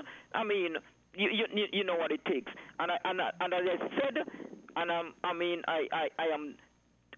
I hope, which I firmly believe, that it will for higher office, given the opportunity, and that would be a tremendous benefit for the nation at large, the country, our proud Federation of St. Kitts and Nevis. So I am just waiting for that wonderful experience. But as we deal with the current matter, because this is something that affected many and will continue in the future in terms of, because if something affects you today, that don't mean that it got done today or done tomorrow. You don't know what damage, and to what extent the damage has been done. So the discussion will continue, and it is good that she's not interested in no benefit in no politics and no whatever. It's putting the table, the information on the table, which is vital and important, because she's the best person who is best placed to deliver whatever information. But well said. I am saying that when you wrongfully and willfully and unprofessionally, align the people just for all kind of different reasons and benefit, that is not something good and is not something that I will support. So I will just commend you, Mrs. Henry, and to ask you to just continue to be the positive force that you have been in the past. You are an asset to this country, and you would have made a tremendous contribution, and I think the country owe you a tremendous amount of gratitude, and just continue to do your best, give your best, and whatever you can share to uplift, to educate, and to inform the country will be very pleased for that. So I'll give you all the chance to continue to do the interaction. Thank you for that. I will perhaps come in at another time because I have many and so much to say on this matter, but I will leave it there for now. Thank you. Thank you very much, caller, for your kind words. Much appreciated. Okay. We don't have any call at the moment. Ms. Henry is all yours. So I've shared from the teachers' staff perspective. I've shared from the parents and the students and so on. Yes. I shared one or two from my thing. I want to share here from an email that I received the 16th of the 11th month in 2014. And this is from a medical professional, and the person was in a group and they were discussing the whole Bastia High School issue. And the person writes, from the two of the grounds, I suspect the sewage system is at fault, as 2 sewage systems were discovered after the final Kariri and Kaffa reports. I am still wondering how many more are there to be found. And I did say in the earlier thing that we would unmapped. think. And given the length of time they may have been dysfunctional, how much of the grounds is contaminated and is saturated with sewage material, given the number of skin abscences that you're seeing there now? If behind the chemistry lab the water pipes are old and leaking, some of the sewage may infiltrate into the pipes and explain 1, the water issue in the chemistry lab where coliforms were identified, 2, the soil with E. coli contamination behind the chemistry lab, and 3, the effect on the preschool nearby as this was downward from the chemistry lab. I'm going to skip down to, my feeling is until the entire ground is turned upside down and all the pipes and sewers are found and corrected, and a significant part of the sewage-infected grounds are removed and replaced due to contamination, the situation would persist. Okay? I'm going to turn over. He says, please keep me in the loop and don't hesitate to let me know if I can be of further assistance. My only regret is that the Ministry of Health did not take the lead early on in getting our input. And although many of us on the medical board were asked for our opinions early on, our suggestions for the most part fell on deaf ears. We were not telling them what they wanted to hear. Okay? The person says, this should never have become a political issue. We just had to deal with the realities on the ground, make a proper assessment / diagnosis of the situation, and perform the requisite treatment / rehabilitation. When we keep sweeping dirt under the carpet, you will sooner than later create mountains rather than molehills that will in the end trip everybody up. In public health, we say that sunlight and proper ventilation are the best disinfectants. So being open and honest and engaging in sincere, truthful dialogue among all stakeholders is the only path to success in all our human endeavors, including finding the solutions to the BHS situation. This is a member of the medical board? This is a member of the medical board? It's a member of the medical profession. Okay. We go back to the phone lines. Caller, good day, you're live on Voices. Hi, good day. Greetings to you all and peace to you. Thank you, Interesting program, and it's a good thing that my good friend there has the evidence to prove what was done. But unfortunately, the whole thing took a political, I'm not sure if it's a political, but a lot of people might say that, to address the situation. However, as she was the principal, and as someone mentioned earlier about litigation, and as the principal, she pointed out that it was her duty to get all that information out because she is responsible for the school and everybody in the school under her charge. And, hello? We're listening to you. I'll let her respond because it doesn't work that way, but make your presentation. Okay. And it's an unfortunate thing for what happened. Okay. And, yes, contamination sites can be clean, but as my good friend mentioned, if it hasn't been done, it's not really wise to go back there because the same thing and even worse could happen.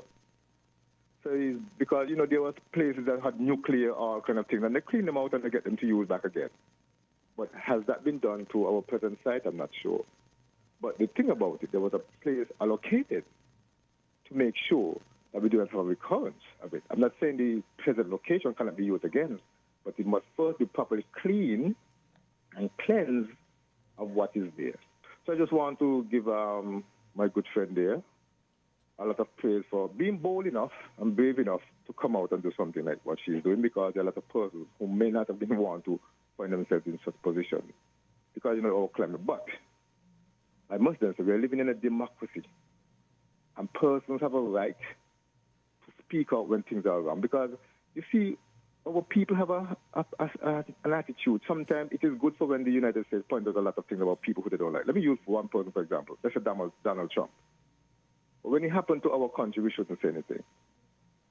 But if it is something was affecting a number of persons, that lady was in charge at that time, and it was her responsibility. So a parent could have sued her and the school, because the government always gets lawsuits. And let me put it this way. A lot of the lawsuits mostly come through via the police, but there's nothing saying it cannot come to a school as well. And as a call was mentioning earlier, it is not too late for someone to sue the school, But at least my good friend here was trying to get something done. And the unfortunate thing, it doesn't matter which administration or party, if you want to put it that way, form the government. It's the government that will be sued.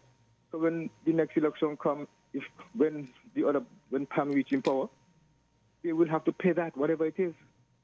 So I want people to understand it's not that. It is just that. It is the government and the people, the taxpayers' money that will have to be paid for whatever damages. So, my good friend, you did something good, and I said you should be praised for that. And the measures that were taken after that to relocate the persons, it was a good one. And we shouldn't be afraid to say it was a good one. It doesn't matter which political party you support. Because if it was their child, our children, or even with them, they would have wanted someone to take up on their behalf to make sure they don't get sick and waste money. We like to say we are poor people, but why have people waste money like that when something could be done to solve the problem?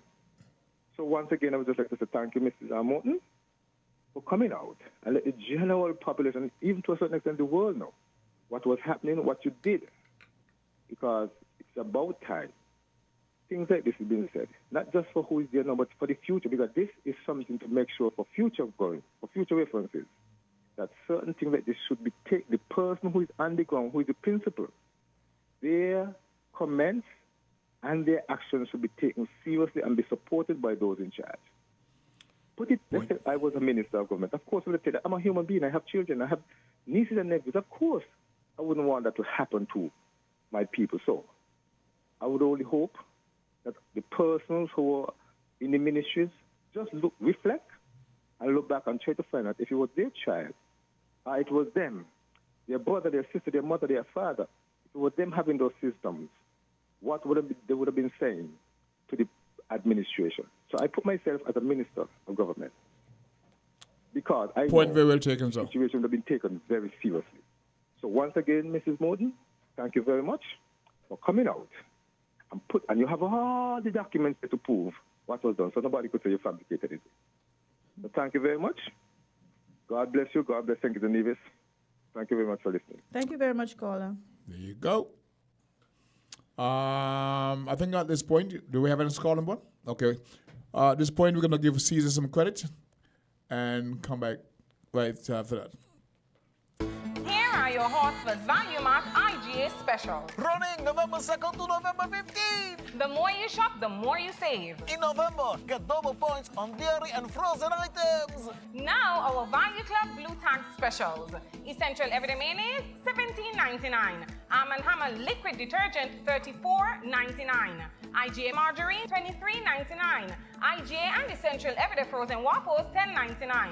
Blue Bunny Ice Cream, $22.99. Pringles chips, just $9.99. And now, our very low weekly value deals. Gatorade's $4.49. Dunkin' Cake Mixes, $6.99. Arm & Toothpaste, $14.99. Central's Vitamins, $44.99. Malto-Meal Bagged Cereals, $12.99. Minute Maid Punches, $8.99. Shop Smart, Shop Value Mart, and get double points for more rewards today. Continuamos en el mes de noviembre con los puntos dobles y las recompensas. Sea listo y haga sus compras aquí en Value Mart.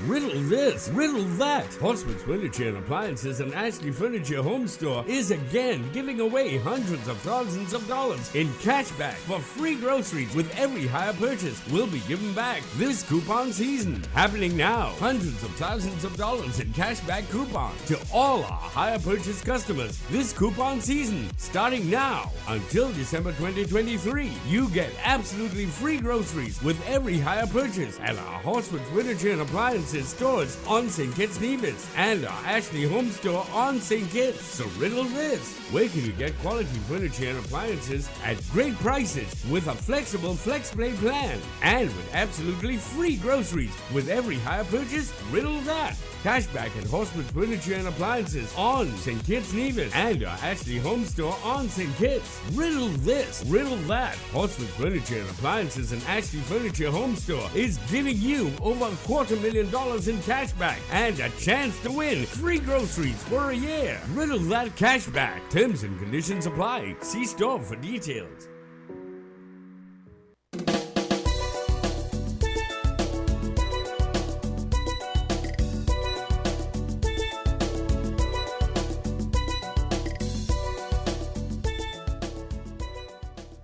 We're back with Voices. We go straight to the phone lines, and let's see what this caller have to contribute. We will have a last caller. Go there, caller. You'll have one Voices. There's another one. Go there, caller. Are you there? Okay, Miss Henry. Go ahead.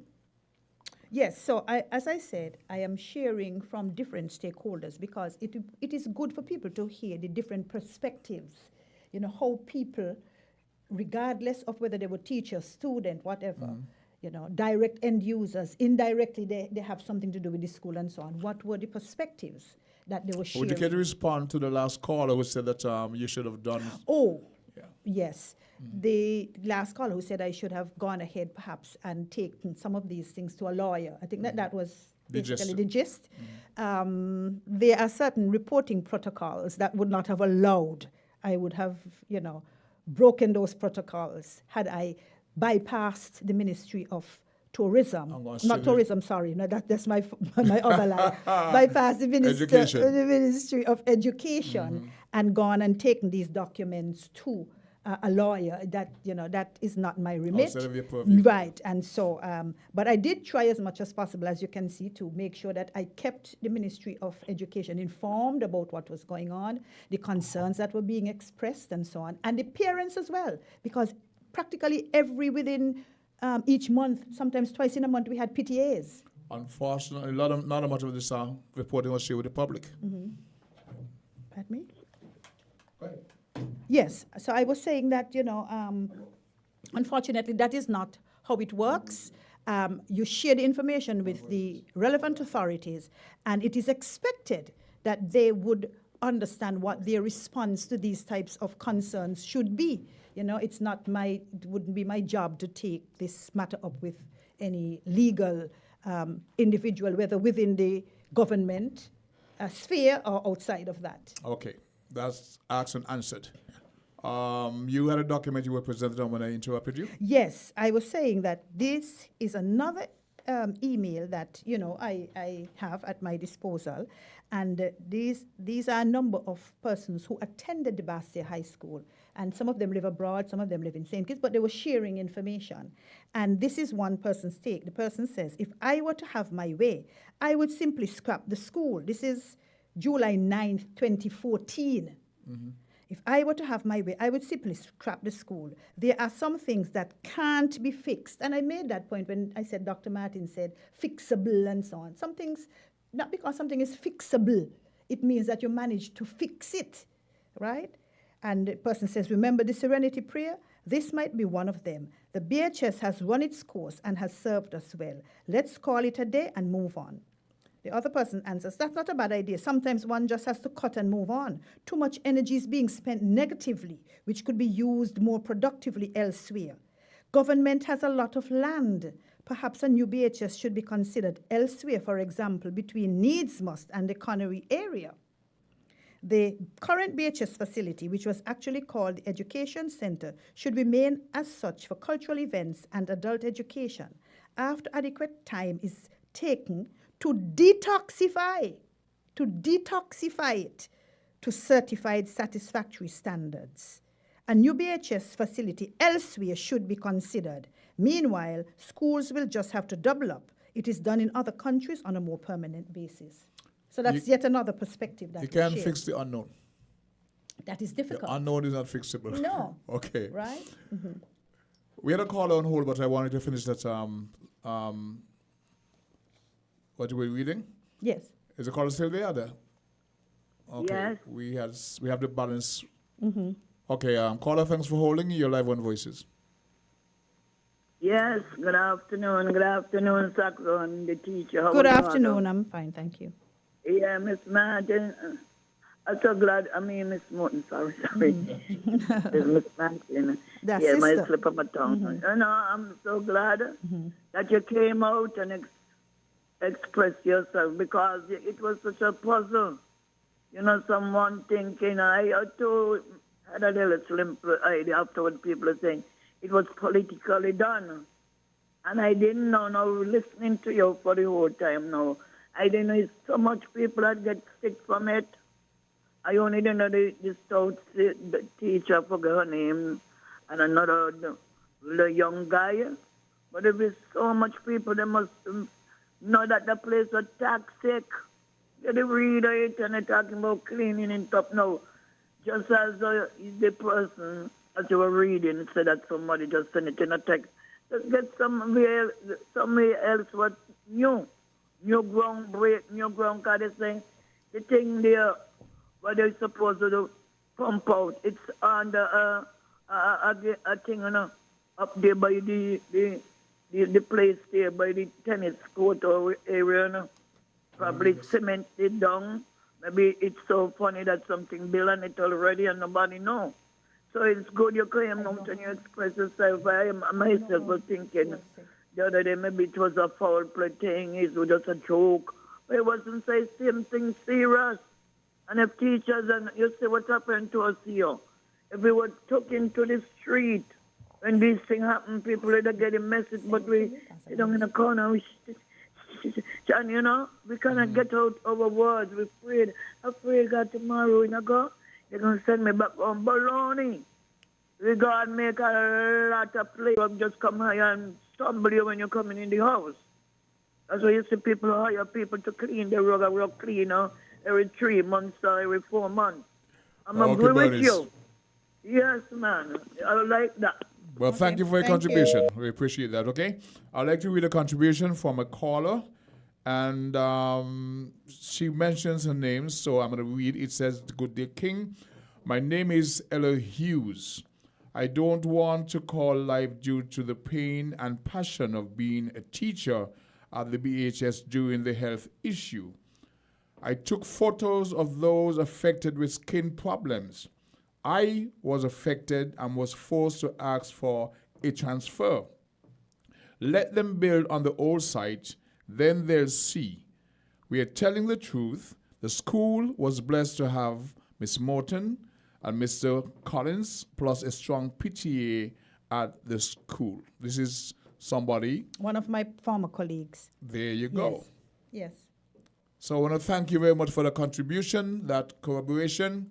And it's very important to have persons call and give the support. She didn't want to call, but she sent the information, and thank you very much for that.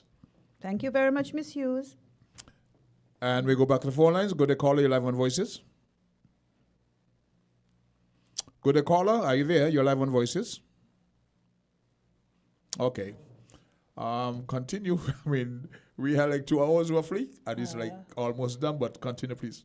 Well, I think that we have touched quite a bit. I see that, and I'm happy that people are listening and people are appreciating, what the students and the teachers and so on endured. And as I said, the different appeals, the overtures that were made, the requests for intervention, the whole idea of trying to get people to understand that this thing is real. And I know a lot of teachers and students and parents who went through quite a difficult time dealing with the crisis at the Bastia High School. I had parents in my office crying And some of them were afraid to publicly come out and say that my child was getting sick because they felt that there would be quite some backlash and, you know, there would be repercussions for daring to come out to speak. Let me tell you what is really vexing for me and very worrisome. There are persons currently in positions of authority at the ministry now who know exactly what happened at the Bastia High School.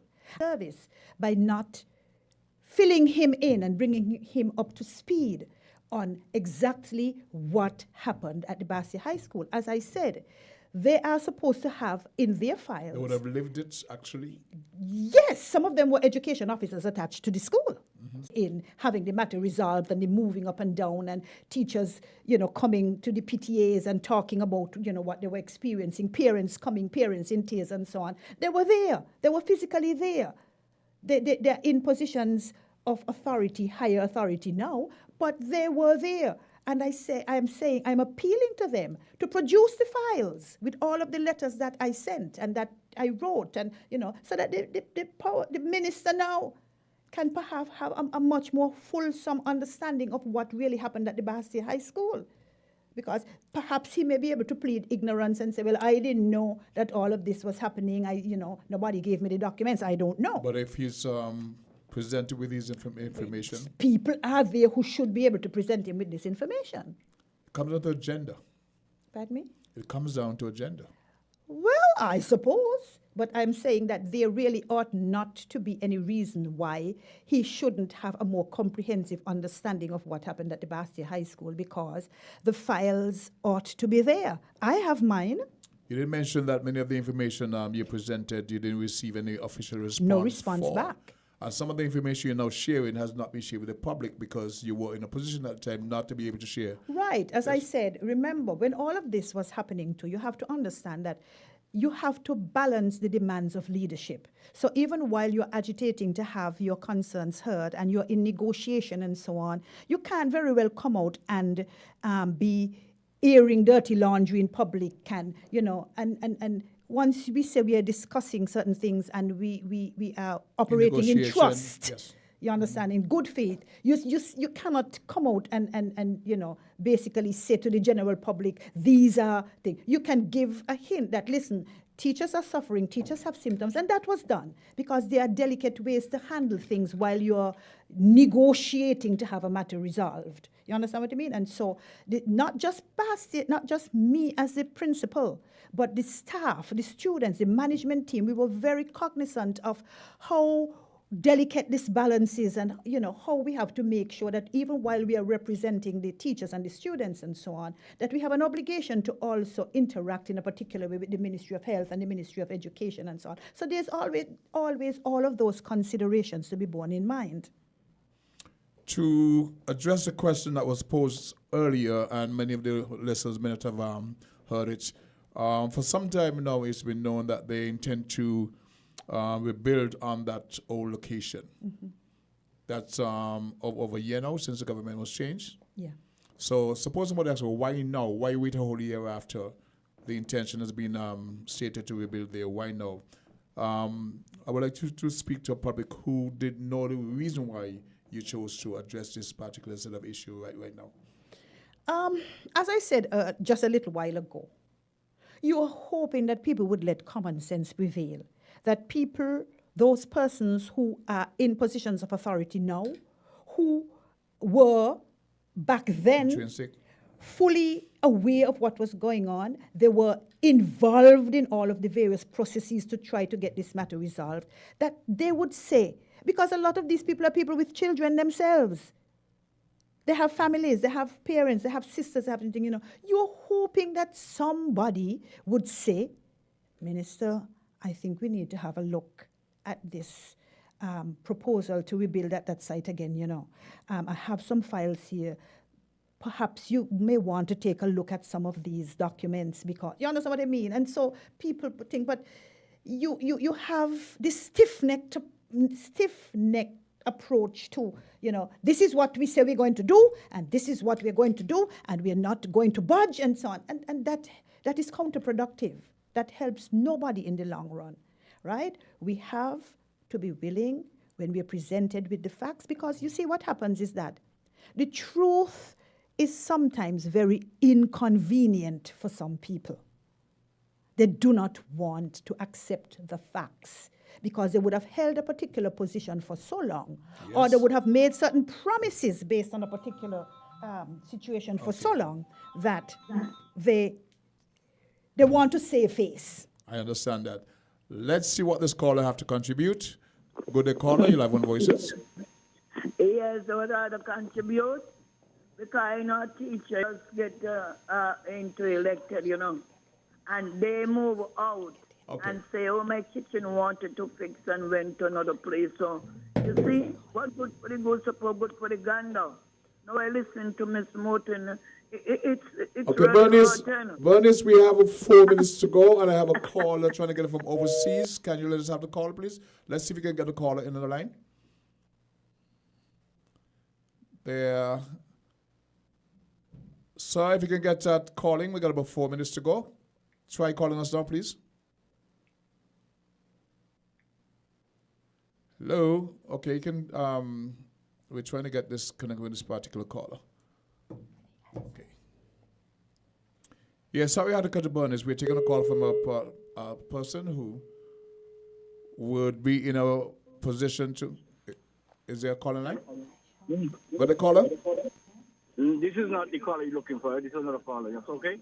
Yes, go ahead quickly.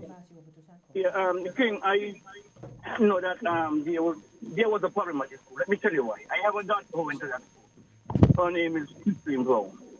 And every afternoon she come home, her head hurting her. And sometimes I didn't even apologize to her yet. And I would say to her, look, you know, you don't come tell me about your head hurting you. It's because you wanted to move from that school. You keep on telling me your head hurting you. And I felt so bad now because I really ignored her. And since she have moved from that area, she really haven't come back with that complaint. And that prompted me to believe that something was really wrong in that area. I don't know what it is, but something wrong, because every afternoon she come home and she complains about this migraine headache, that I get so fed up of her complaining that I tell her, don't tell me nothing else about it.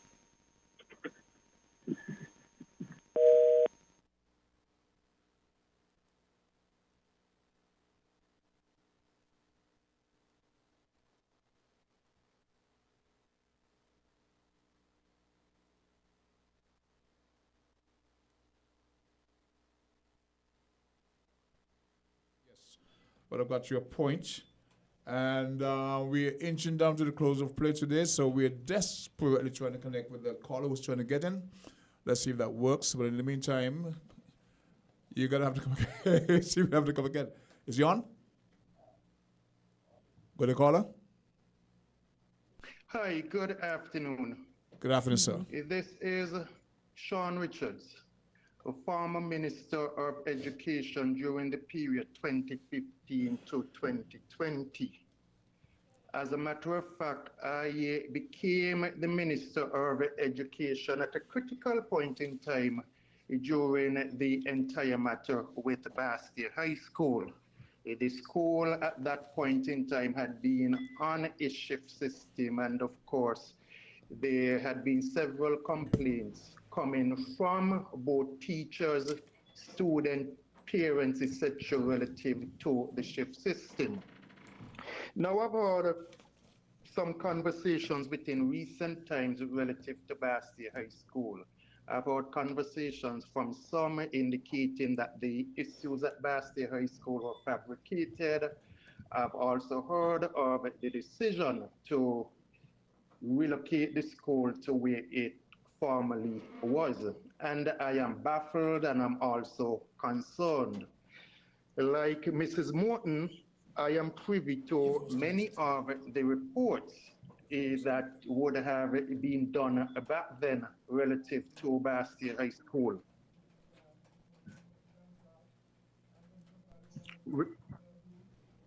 Reports from the various professionals and also reports from the various institutions, and also reports from students and teachers. And quite clearly, you had an issue at the school, an issue which had to be attended to. And we took an immediate decision then that we have to ensure that the health in particular of the students attending Bastia High School must be first and foremost. It must be priority. And so we would have attended to the situation in the first instance by ensuring that within a few months you had a temporary school built to support the learning of the students at the Bastia High School. Now, to go back to a situation where you're going to relocate the school to the original site, when you're still uncertain as to what the cause of the issues, the sickness experienced by students and teachers alike, for me, it is a recipe for disaster. One would recall that the government then had invested thousands of dollars to clean the school, to get reports commissioned, etc., moved out the teachers and the students on 2 different occasions, because on the first occasion, after spending thousands of dollars, and they went back to the school, you still had an issue there. Then they had to be moved again. And so are we going to do the same thing again? Are we not going to learn from the lessons of the past? What guarantees do we have? Is that if we go back to the same site, that the same situation will not reoccur? I would want to urge the government to err on the side of caution. Team Unity had identified a site, and if it is that they have an issue with the site identified by Team Unity, then either find an alternative site or get a report which is definitive to say to persons that there isn't any longer a problem with the site, and going forward, one doesn't expect an issue with the original site. However, to go back there, I would wish that the issues do not repeat themselves, but without doing any sort of scientific work, etc., to ascertain that those issues will not resurface, you are putting children and teachers at risk once again. That is my basic concern with the decision being taken by the current administration. Thank you. Thank you so very much, former Minister of Education, Mr. Sean Richards. And we must say that we did extend the program as a courtesy because of the person who was calling having intricate information and involved in the moving of the school, well, the potential relocation to another location. So I want to thank you, Minister Richards, former Minister Richards, for making the contribution to the program today. We extended, so Ms. Morton, you have about 2 minutes to wrap up. I think I would like to basically segue out of what former Minister Richards said, the whole idea of let us think about not just politics, but think about people's health, people's quality of life. It's not just about, as I said, saving face. I know that certain promises were made, but when you have a look at the information that you have before you, when you look at the reports that were written, when you look at the letters that were written, when you put a human face to what happened at Bastia High School, I'm hoping that the powers that we would let wisdom prevail, let common sense prevail, and that they would make the choice not to use the Bastia High School site because there is too much uncertainty where that particular site is concerned. I know for a fact that we have not heard the end of this. So what happened today? We actually extended the program. So I want to say to all our viewers, our listeners, thanks for staying with us. I have a little thing with articulation at the moment. My apologies. But thank you for staying with us. And hopefully, on the next program, we'll hear more of this. We've had today a presentation by former principal of the Bastia High School, Ms. Carlin Morton Henry. And we had just another call from the former Minister of Education on the same topic of the Bastia High School.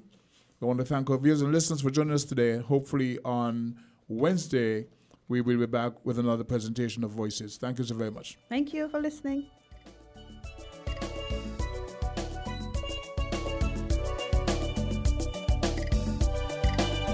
Are you ready to turn transactions into treasures? It's time to unlock the triple transformation transaction treasures at Holtzman's Furniture and Appliances and Ashley Furniture Home Store St. Kitts. With every hire purchase, not only do